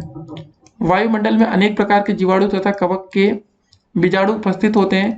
ये अनुकूल तापमान, नमी तथा कार्बनिक भोज्य पदार्थ मिलने पर उगने लगते हैं और दोस्तों भोज्य पदार्थ खराब होने लगता है। भोजन को खराब होने से बचाने के लिए उसका परिरक्षण आवश्यक है। परिरक्षण दोस्तों वह क्रिया है जिसके द्वारा भोज्य पदार्थ को लंबे समय तक ताजा और सुरक्षित रखा जा सकता है। अगला क्वेश्चन दोस्तों आता है पाशुरीकरण क्या है? देखिए दोस्तों, पाशुरीकरण वैज्ञानिक दोस्तों लुई पाश्चर ने परिरक्षण के लिए अति उत्तम विधि खोजी। इस विधि को पाशुरीकरण कहा जाता है। इस विधि का दोस्तों उपयोग दुग्ध डेयरियों में किया जाता है। इस विधि में दूध को पहले आधा घंटा 63 डिग्री सेंटीग्रेड पर, फिर दोस्तों उसके बाद 15 मिनट बाद 72 डिग्री पर गर्म करते हैं। तुरंत 210 डिग्री तक ठंडा करके जीवाणु रहित पैकेट में बंद करके ठंडे स्थान पर भंडारण करते हैं। फिर दोस्तों हमारा अगला क्वेश्चन क्या है कि संक्रामक रोग क्या है? देखिए दोस्तों, संक्रामक रोग एक ऐसा रोग है जो किसी एक व्यक्ति से दूसरे व्यक्ति तक प्रत्यक्ष या अप्रत्यक्ष रूप से पहुंचता है, ठीक है ना। इसको जरा ध्यान रखिएगा। चेचक दोस्तों रोग के प्रसार को आपको समझाना है। यह रोग तेजी से फैलने वाला संक्रामक रोग है। वर्तमान समय में इस रोग पर दोस्तों नियंत्रण पा लिया गया है। इसे शीतला या बड़ी माता भी कहते हैं। चेचक का जीवाणु, इस रोग का दोस्तों जीवाणु वेरिओला वायरस होता है। रोग का प्रसार क्या है? रोगी व्यक्ति के नाक, मुंह, गले के स्राव से बिंदुक संक्रमण द्वारा और बाद में रोगी के संक्रामी वस्तुओं तथा सूखी पपड़ियों से जो सूख कर वायु में मिल जाती है। पपड़ियों तथा संक्रामी पदार्थों में जीवाणु 6 सप्ताह तक जीवित रह सकते हैं। उद्भवन काल क्या दोस्तों? 7 से लेकर 17 दिन, औसतन 12 दिन। छोटी माता का प्रसार, लक्षण एवं बचाव के आपको उपाय बताना है। देखिए दोस्तों, यह भी संचारी संक्रामक रोग है जो बचपन से लेकर 10 वर्ष तक की आयु तक के बच्चों को हो सकता है। एक बार रोग हो जाने पर वो व्यक्ति को में जीवन भर के लिए रोग से निरोध क्षमता उपार्जित हो जाती है। जीवाणु दोस्तों क्या है? यह वेरिसेला वायरस होता है। रोग का प्रसार क्या है? श्वसन द्वारा बिंदुक संक्रमण से, रोगी के निकट संपर्क से या रोगी के संक्रमित वस्तु होते हैं। उद्भवन काल दोस्तों 14 से लेकर 21 दिन। संक्रामक काल, पित्तिका निकलने के 200 दिन पूर्व से लगभग 6 दिन तक उसकी पपड़ी संक्रामक नहीं होती। रोग के लक्षण क्या है? इसको जरा देखते हैं। रोग का दोस्तों प्रारंभ हल्के ज्वर और कमर दर्द के साथ शुरू होता है। वयस्कों में ज्वर 101 फ़ारेनहाइट से लेकर 102 फ़ारेनहाइट तक हो सकता है। ज्वर आने के 24 घंटे के अंदर शरीर के संपर्क ढके भागों में दाने निकल आते हैं। 2 से 3 दिन में दोस्तों इन दोनों में पानी भर जाता है। 6 से 7 दिन में दोस्तों ये दाने सूखकर पपड़ी बन जाते हैं, ठीक है। रोग से बचाव क्या है? रोग प्रारंभ होने पर ही दोस्तों स्वास्थ्य अधिकारी को तुरंत सूचना दे देनी चाहिए। रोगी को दोस्तों अलग कमरे में व्यवस्था कर देनी चाहिए। पित्तिका निकलने के समय से लगभग 1 सप्ताह तक रोगी को अलग रखना चाहिए। रोगी के थूक हो गया, बलगम आदि को जलाकर नष्ट कर देना चाहिए। रोगी के दोस्तों ठीक होने पर रोगी के सभी सामान और कमरे को साबुन, सोडा व गर्म पानी से धोना चाहिए। तो दोस्तों अगला क्वेश्चन क्या रहा हमारा कि खसरा रोग के लक्षण व इससे बचाव के आपको उपाय बताने। तो बच्चों में फैलने वाला संचारी रोग है ये। 6 माह से लेकर 10 वर्ष की आयु के बच्चे से ग्रसित होते हैं। इसका जो जीवाणु है दोस्तों ये वायरस द्वारा आता है। रोग का प्रसार कैसे होता है? देखिए, रोग का प्रसार सीधे रोगी के संपर्क में श्वसन द्वारा बिंदुक संक्रमण से और रोगी व्यक्ति के संक्रामी पदार्थों से होता है। उद्भवन काल देखिए लगभग 10 से लेकर 14 दिन। संक्रामक काल दाने निकलने के 4 दिन पूर्व से लेकर 5 दिन बाद तक। रोग के लक्षण क्या? देखिए, प्रारंभ में आपको जुकाम होगा, सिर दर्द, खांसी और हल्का ज्वर होता है। दूसरा, 1 से 2 दिन बाद ज्वर की तीव्रता दोस्तों 103 फ़ारेनहाइट तक पहुंच जाती है और नाक तथा आंखों से पानी आने लगता है। तीसरा पॉइंट, ज्वर के चौथे दिन तक दोस्तों मुंह के भीतरी भाग, चेहरा और कान के पीछे दाने निकल आते हैं। धीरे धीरे दोस्तों दाने शरीर में फैल जाते हैं। 1 से 2 दिन तक यह दाने तीव्रता पर रहते हैं, फिर दोस्तों ये सूखने लगते हैं। रोग से बचाव क्या दोस्तों, देखिए अगर रोग का संदेह हो तो संदेही व्यक्ति को तुरंत अलग कर देना चाहिए। दूसरा पॉइंट, लगभग 7 दिनों तक रोगी को सभी से अलग रखना चाहिए। रोगी के श्वसन मार्ग से निकलने सभी पदार्थ को जलाकर नष्ट कर देना चाहिए। ठीक है, उसके बाद रोगी या रोग ठीक होने पर रोगी के सभी सामान को अच्छी तरह से विसंक्रमित करना चाहिए।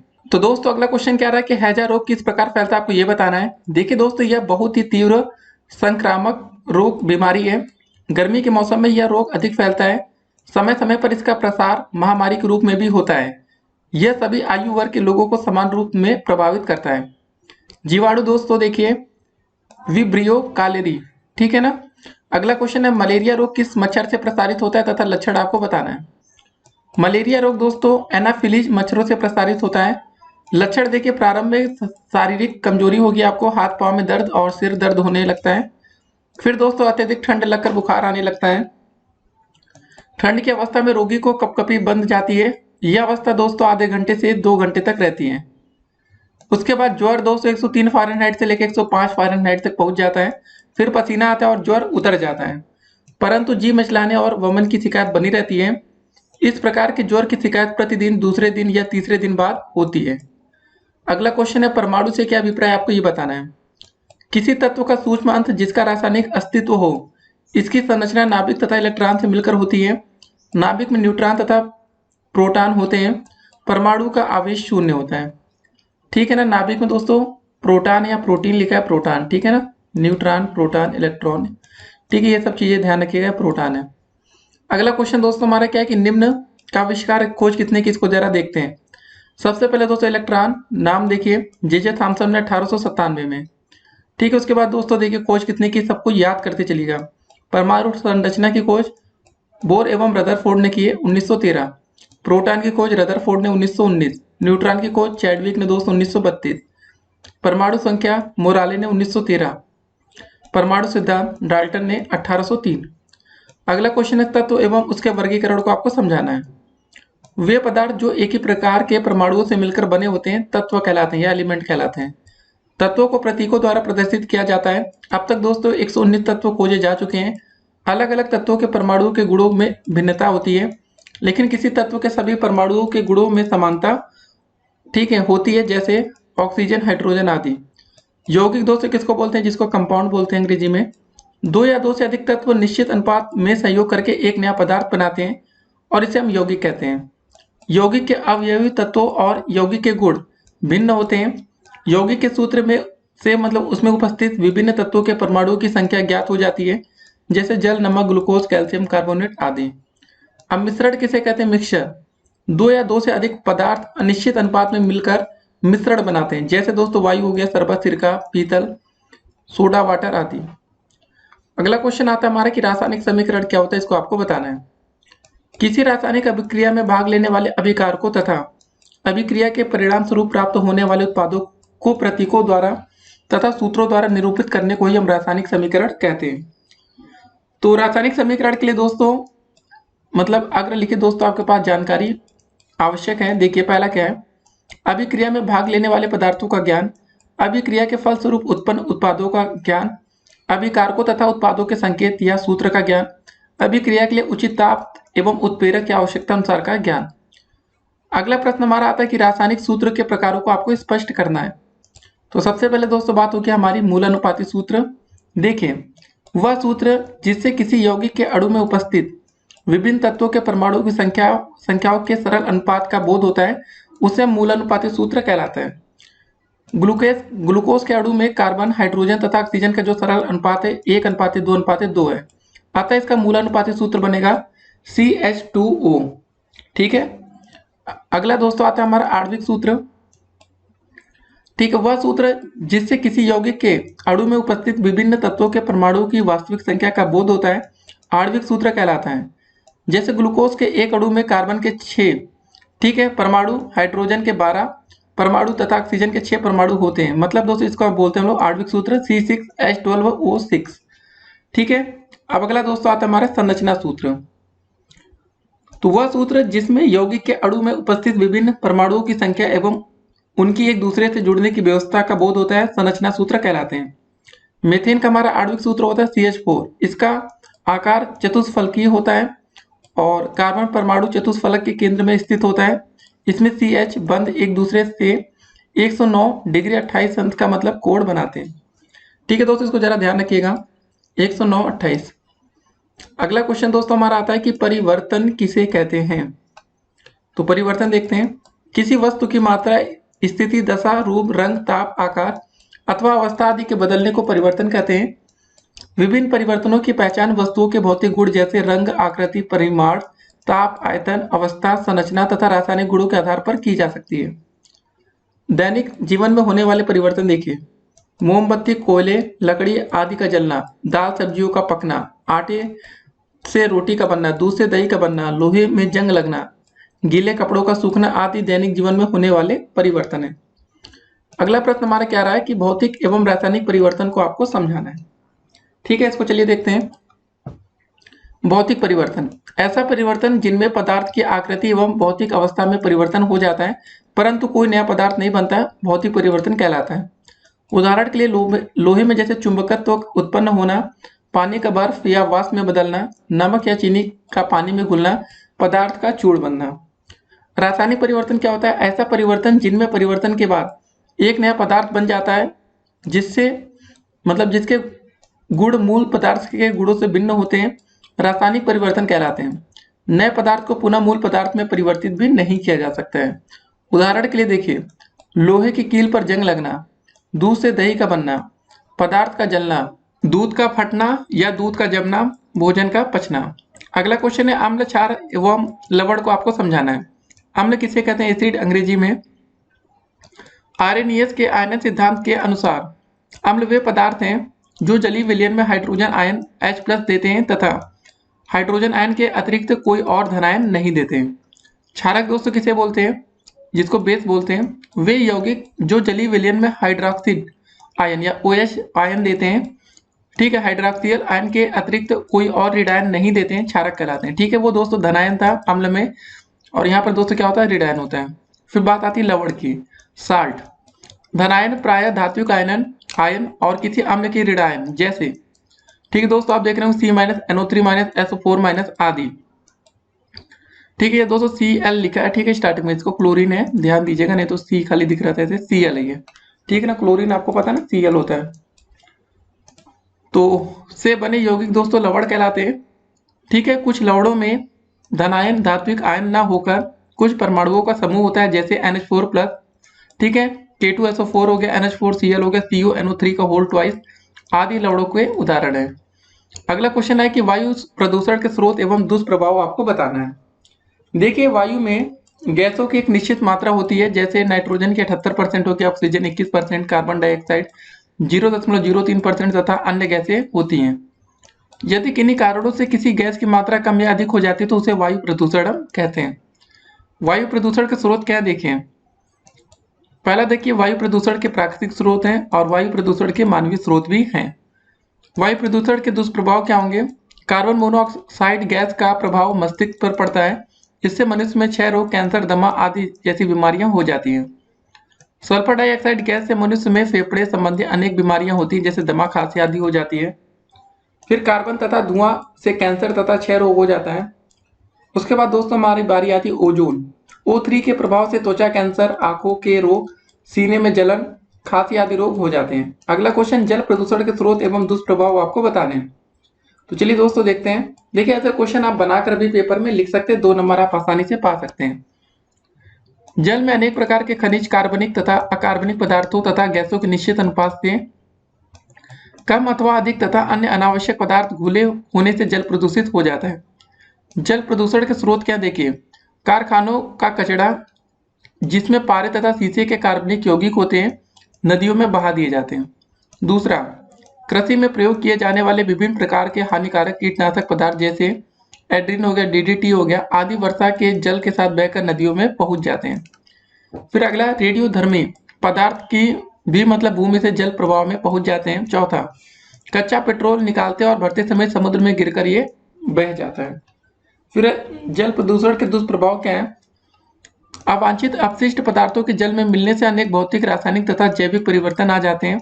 जल प्रदूषण से जल में रहने वाले पौधे एवं जंतु तो प्रभावित होते ही हैं, मनुष्य भी अत्यधिक प्रभावित होते हैं। अब दोस्तों जैसे देखिए, प्रदूषित जल पीने से विभिन्न प्रकार की बीमारियां होती है, जैसे टाइफाइड हो गया, मियादी बुखार जिसको बोलते हैं, पेचिस हो गया, क्षय रोग हो गया, टीबी मतलब पीलिया आदि भयंकर रोग हो जाते हैं।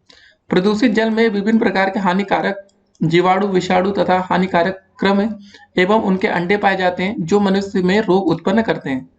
अगला क्वेश्चन दोस्तों आता है हमारा कि ध्वनि प्रदूषण के स्रोत एवं दुष्प्रभाव आपको बताना है। तो ध्वनि प्रदूषण क्या है? सामान्य बातचीत की ध्वनि से तीव्र ध्वनि शोर कहलाती है, ठीक है ना। जितना हम बात करें दोस्तों, कोई बहुत तेज चिल्ला रहा तो वो ध्वनि प्रदूषण में आ जाएगा।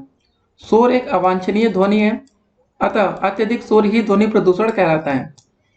ध्वनि प्रदूषण के प्रमुख स्रोत देखिए, उद्योग धंधे तथा मशीनें, परिवहन के साधन जैसे वायुयान, रेलगाड़ी, मोटर, बस आदि, मनोरंजन के साधन दोस्तों जैसे cinema, radio, transistor, tape recorder, television आदि है। अब दोस्तों ध्वनि प्रदूषण के प्रभाव भी चलिए हम देख लेते हैं क्या प्रभाव होता है। तीव्र ध्वनि स्वास्थ्य पर विपरीत प्रभाव डालती है और कार्य करने की क्षमता को घटाती है। शोर से दोस्तों बहरापन, हृदय रोग, बेचैनी जैसे रोग हो जाते हैं। शोर का प्रभाव मनुष्य के स्नायु तंत्र पर भी पड़ता है। शोर से रात्रि में देखने की क्षमता में कमी हो जाती है। रंगों की पहचान में कमी जैसे प्रभाव भी देखे गए हैं। शोर हृदय, मस्तिष्क के अतिरिक्त यकृत को भी नुकसान पहुंचाता है। 90 डेसिबल से अधिक की ध्वनि मनुष्य के लिए हानिकारक होती है। अगला प्रश्न है हमारा कि भूकंप क्या है। देखिए, भूकंप धरातल के ऊपरी भाग की वह कंपन विधि है जो कि धरातल की ऊपरी तथा निचली चट्टानों के लचीलेपन व गुरुत्वाकर्षण की समस्थिति में न्यून अवस्था में प्रारंभ होती है। अगला क्वेश्चन है बाढ़ क्या है, यह किन कारणों से आती है। अब बताइए, बाढ़ तो आपको पता ही होगा ना। देखिए, अतिवृष्टि के कारण जब वर्षा जल नदी तटबंधों की सीमा तोड़कर अपने आसपास के क्षेत्र में फैल जाता है तो उसे हम क्या बोलते हैं? बाढ़ कहते हैं। इसके कारण क्या है? भारी वर्षा तथा चक्रवात बाढ़ के कारण है, ठीक है। फिर अधिक वर्षा के कारण बाढ़ की स्थिति उत्पन्न हो जाती है। भारत के पूर्वी तट पर बंगाल की खाड़ी में तीव्र गति से चक्रवातों से भयानक बाढ़ आती है। नदियों के ऊपरी भागों में वनों की कटाई के कारण अचानक बाढ़ की स्थिति उत्पन्न हो जाती है, ठीक है। ऐसे आप पेपर में बनाकर लिख सकते हैं। अगला क्वेश्चन है सूखा जैसी प्राकृतिक आपदा से बचाव हेतु क्या क्या उपाय किए जाने चाहिए, आपको बताना है। सूखा का तात्पर्य बड़े पैमाने पर विस्तृत क्षेत्र में जल की कमी है। जल की कमी के कारण खाद्यान्नों का अभाव हो जाता है, उसे हम सूखा कहते हैं। देखिए गाइस, क्या क्या इसके भाई उपाय हैं उसको देखते हैं। सूखाग्रस्त क्षेत्रों में भूमिगत जल, वर्षा जल तथा धरातली जल को नष्ट होने से बचाया जा रहा है। फसलों के हेर फेर की विधि द्वारा ऐसी फसलों की खेती की जाती है जो कि सूखे को सह सके। जल सिंचाई की लघु योजनाओं पर अधिक जोर दिया जा रहा है। नहरों को पक्का करके पानी की कमी को दूर किया जा रहा है, इससे पानी को नष्ट होने से बचाया जा सकता है। उसके बाद शुष्क भागों में स्प्रिंकलर जल सिंचाई विधि का प्रयोग किया जा रहा है। सूखाग्रस्त क्षेत्रों में पानी मतलब पीने का पानी तथा पशुओं के लिए चारे का प्रबंध भी किया जा रहा है। ऐसे दोस्तों आप लिख सकते हैं। अगला क्वेश्चन आता है हमारा ज्वालामुखी क्या है, इसके प्रकारों का आपको उल्लेख करना है। भूगोल विशेषज्ञों ने ज्वालामुखी की विभिन्न परिभाषाएं दी हैं। एक भूगोल वक्ता के अनुसार ज्वालामुखी लगभग शंक्वाकार पर्वत है जो भूगर्भ से नली के द्वारा उष्ण वाष्प, गैसों, लावा तथा अन्य चट्टानों पदार्थों का प्रवाह धरातल पर लाता है। अब बात करें कैडनर के अनुसार तो ज्वालामुखी एक सपाट संकुर है जो एक नली के द्वारा पृथ्वी की गहराई से संबंधित होता है। यह भूगर्भ से गैसों, ठोस तथा जलते हुए पदार्थों को बाहर निकालने में विकास का कार्य संपन्न करता है। और एक अन्य विद्वान है दोस्त, उनके अनुसार भूपटल को फाड़कर धुआं, राख, वाष्प एवं गैसों के बाहर निकलने की क्रिया को हम क्या बोलते हैं? ज्वालामुखी कहते हैं। अब इसके दोस्तों प्रकार हम देखते हैं। ज्वालामुखी के प्रकार क्या है? एक तो सक्रिय ज्वालामुखी है और एक प्रसुप्त ज्वालामुखी, फिर विलुप्त ज्वालामुखी, ठीक है। 3 प्रकार के यहाँ पर है, इसको जरा देखते हैं। पहला सक्रिय। इस प्रकार के ज्वालामुखी में प्राय विस्फोट तथा उद्भेदन होता ही रहता है। इनका मुख हमेशा खुला ही रहता है और समय समय पर लावा, धुआं तथा अन्य पदार्थ बाहर निकलते हैं और शंकु का निर्माण होता रहता है, ठीक है। प्रसुप्त ज्वालामुखी। इस प्रकार के ज्वालामुखी में दीर्घकाल से विस्फोट नहीं हुआ होता है, किंतु इसकी संभावनाएं बनी रहती हैं। ये जब कभी अचानक क्रियाशील हो जाते हैं तो धन जन की अपार क्षति होती है। इससे मुख से गैसों तथा वाष्प निकला करती है। विलुप्त ज्वालामुखी क्या है? इस प्रकार के ज्वालामुखी में विस्फोट प्रायः बंद हो जाते हैं और भविष्य में भी कोई विस्फोट होने की संभावना नहीं होती। इसका मुख दोस्तों मिट्टी, लावा आदि पदार्थों से बंद हो जाता है और मुख का गहरा क्षेत्र कालांतर में झील के रूप में बदल जाता है। अब दोस्तों अगला क्वेश्चन देखते हैं हम लोग। छाया तथा उपछाया को परिभाषित करना। ये सब क्वेश्चन देखिए पेपर में आपके पूछे गए हैं। अब इनको देखते हैं। ठीक है, पहले दोस्तों बारी आती है छाया, जिसको बोलते हैं शैडो। ठीक है ना। जब किसी अपारदर्शी वस्तु को प्रकाश जाने वाले मार्ग में रख देते हैं तो वस्तु के आर पार दोस्तों तो ये जाने से रोक देती है प्रकाश को, जिससे वस्तु के दूसरी ओर क्या होता है, प्रकाशहीन क्षेत्र बन जाता है। इस प्रकाशहीन क्षेत्र को ही वस्तु की हम क्या बोलते हैं, छाया कहते हैं। अब दोस्तों बारी आती है प्रछाया। ठीक है ना, और उपछाया। देखिए वस्तु की छाया और मध्य भाग जो काला अधिक काला होता है प्रछाया कहलाता है, तथा प्रछाया के चारों ओर का सीमावर्ती कम काला भाग को हम क्या बोलते हैं, उपछाया कहते हैं। अगला क्वेश्चन आता है हमारा आंधी के क्या कारण है, इसको आपको लिखना है। आंधी क्यों आती है? देखिए प्राय पवने या वायु दाब की भिन्नता के कारण चलती हैं। हवाएं उच्च दाब से निम्न दाब तथा निम्न दाब से उच्च दाब की ओर बहती हैं। यही हवाएं दोस्तों विक्षोभ या चक्रवातों के प्रभाव से आकर विकराल रूप धारण कर लेती हैं। यही आंधी कहलाती है। ग्रीष्म ऋतु में यही हवाएं दोस्तों आंधी के रूप में धूल और रेत से भरी होती हैं। इससे पेड़ पौधे तथा जनधन की हानि होती है। कभी कभी घने जंगलों में आंधी के द्वारा पेड़ों के दोस्तों मतलब आपस में रगड़ने से आग लग जाती है, जिससे जीव जगत के लिए भी भयानक स्थिति उत्पन्न हो जाती है। अगला क्वेश्चन आता है कि मेंडेलीव की आवर्त सारणी के दोष समस्थानिकों का स्थान पर प्रकाश डालना है। देखिए एक ही तत्व के वे परमाणु जिनके परमाणु द्रव्यमान भिन्न भिन्न होते हैं समस्थानिक कहलाते हैं। अगला क्वेश्चन क्या रहा दोस्तों हमारा कि रेबीज रोग के लक्षण आपको बताने हैं। तो दोस्तों लक्षण क्या इसका है कि रोगग्रस्त मनुष्य के गले में भयंकर पीड़ा होती है तथा कुछ भी निकलने की क्षमता नहीं रहती निकलने की। ठीक है ना। रोगी पानी से डरने लगता है। कभी कभी दोस्तों ऐसा व्यक्ति आक्रामक भी हो जाता है। अगला क्वेश्चन है दोस्तों हमारा जलीय अपर्दन किसे कहते हैं या कितने प्रकार का होता है।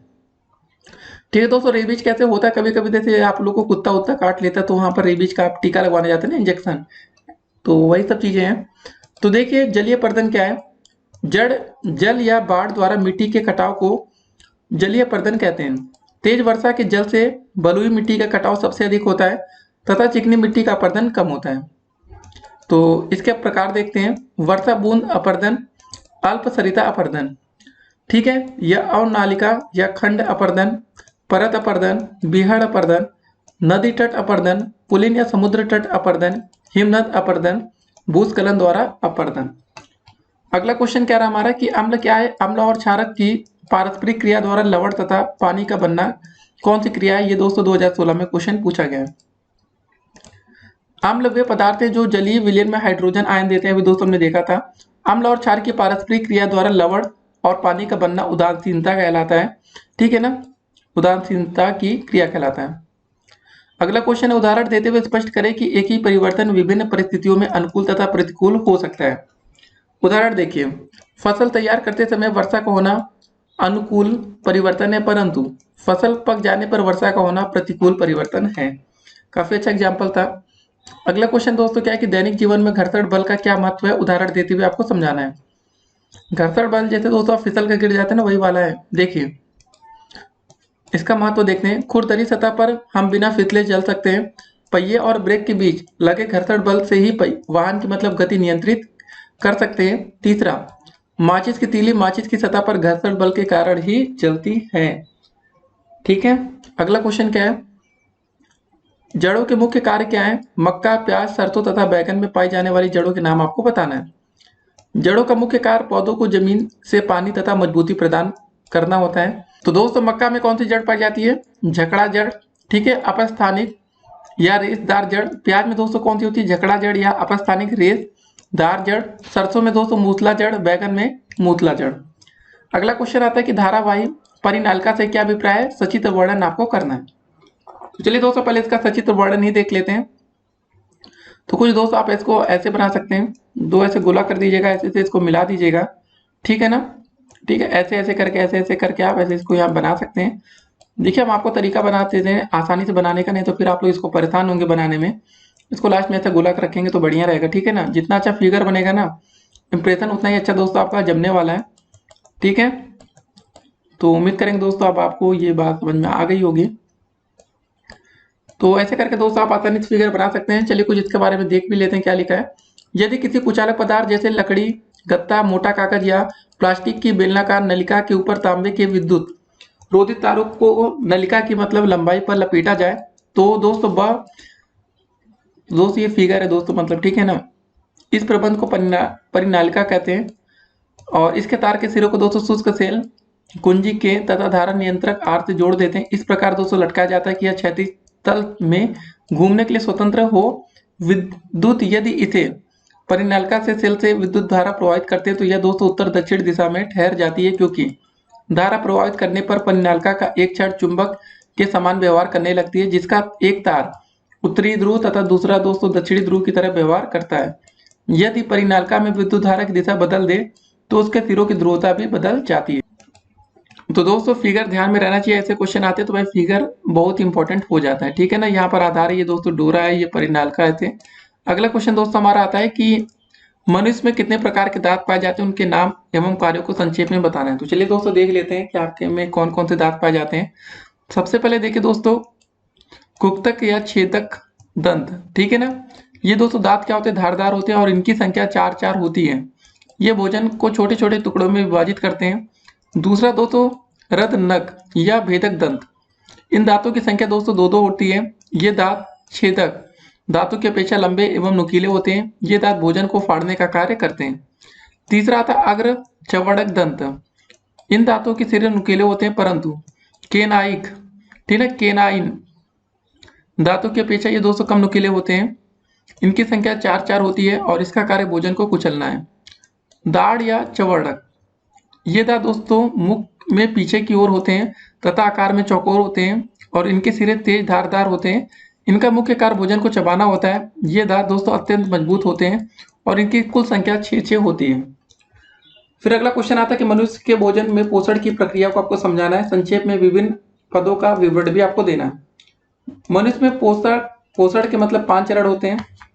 पहला दोस्तों देखेंगे भोजन का अंतःग्रहण। देखिए मनुष्य विभिन्न प्रकार के ठोस खाद्य पदार्थों को अपने हाथों की सहायता से मुख में पहुंचाता है और दांतों से चबाकर उसके छोटे छोटे खंडों में विभाजित करके निकल जाता है। फिर बारी आती है पाचन। खाए हुए ठोस या सरल भोजन में कार्बोहाइड्रेट, प्रोटीन, वसा अविसरणशील होता है जिसे सीधे अवशोषित नहीं किया जा सकता, अतः उसे पाचक रसों एवं जल की जलीय अपघटन क्रिया द्वारा शर्करा, अमीनो अम्ल तथा वसा के अम्लों के छोटे छोटे सरल, ठीक है, विसरणशील अणुओं और आयनों में बदल दिया जाता है ताकि दोस्तों उसका अवशोषण हो सके। तीसरा पॉइंट है अवशोषण। सरल घुलनशील पचा हुआ भोजन आंतों से विसरित होकर रुधिर में पहुंचता है, इस क्रिया को अवशोषण कहते हैं। चौथा पॉइंट है स्वांगीकरण। अवशोषण के बाद रुधिर में होकर मतलब अमीनो अम्ल, ग्लूकोज तथा वसा के अणु शरीर के विभिन्न कोशिकाओं तक पहुंचते हैं जहां वह जीव द्रव्य का निर्माण करते हैं। ठीक है दोस्त, इतना बहुत है। बहिक्षेपण। भोजन के अपशिष्ट पदार्थ बड़ी आंत में चले जाते हैं जहां इसका अधिकांश पानी पुनः अवशोषित हो जाता है तथा शेष पदार्थ मल के रूप में गुदा द्वारा बाहर निकल जाता है। अगला क्वेश्चन दोस्तों क्या है, ऊर्जा रूपांतरण से आप क्या समझते हैं। यांत्रिक एवं विद्युत ऊर्जा के रूपांतरण को उदाहरण सहित आपको समझाना है। ऊर्जा रूपांतरण, ऊर्जा के एक रूप से दूसरे रूप में बदलना ऊर्जा रूपांतरण कहलाता है। जनित्र द्वारा यांत्रिक ऊर्जा को विद्युत ऊर्जा में बदला जाता है। विद्युत मोटर द्वारा विद्युत ऊर्जा को यांत्रिक ऊर्जा में बदला जाता है। इसके उदाहरण देखते हैं। विद्युत बल्ब तथा ट्यूबलाइट में विद्युत ऊर्जा का प्रकाशीय एवं ऊष्मीय ऊर्जा में बदलना। विद्युत हीटर में विद्युत ऊर्जा का ऊष्मीय ऊर्जा में बदलना। सेल में दोस्तों रासायनिक ऊर्जा का विद्युत ऊर्जा में बदलना। चौथा लाउड स्पीकर में विद्युत ऊर्जा का ध्वनि ऊर्जा में बदलना। पांचवा माइक्रोफोन में ध्वनि ऊर्जा का विद्युत ऊर्जा में बदलना।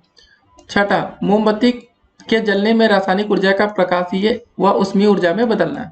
ठीक है, ऐसे दोस्तों इन सब चीजों को ध्यान में रखिएगा। अगला क्वेश्चन आता है कि भोजन में कौन कौन से पोषक तत्व पाए जाते हैं। प्रोटीन की कमी से कौन सा रोग हो जाता है।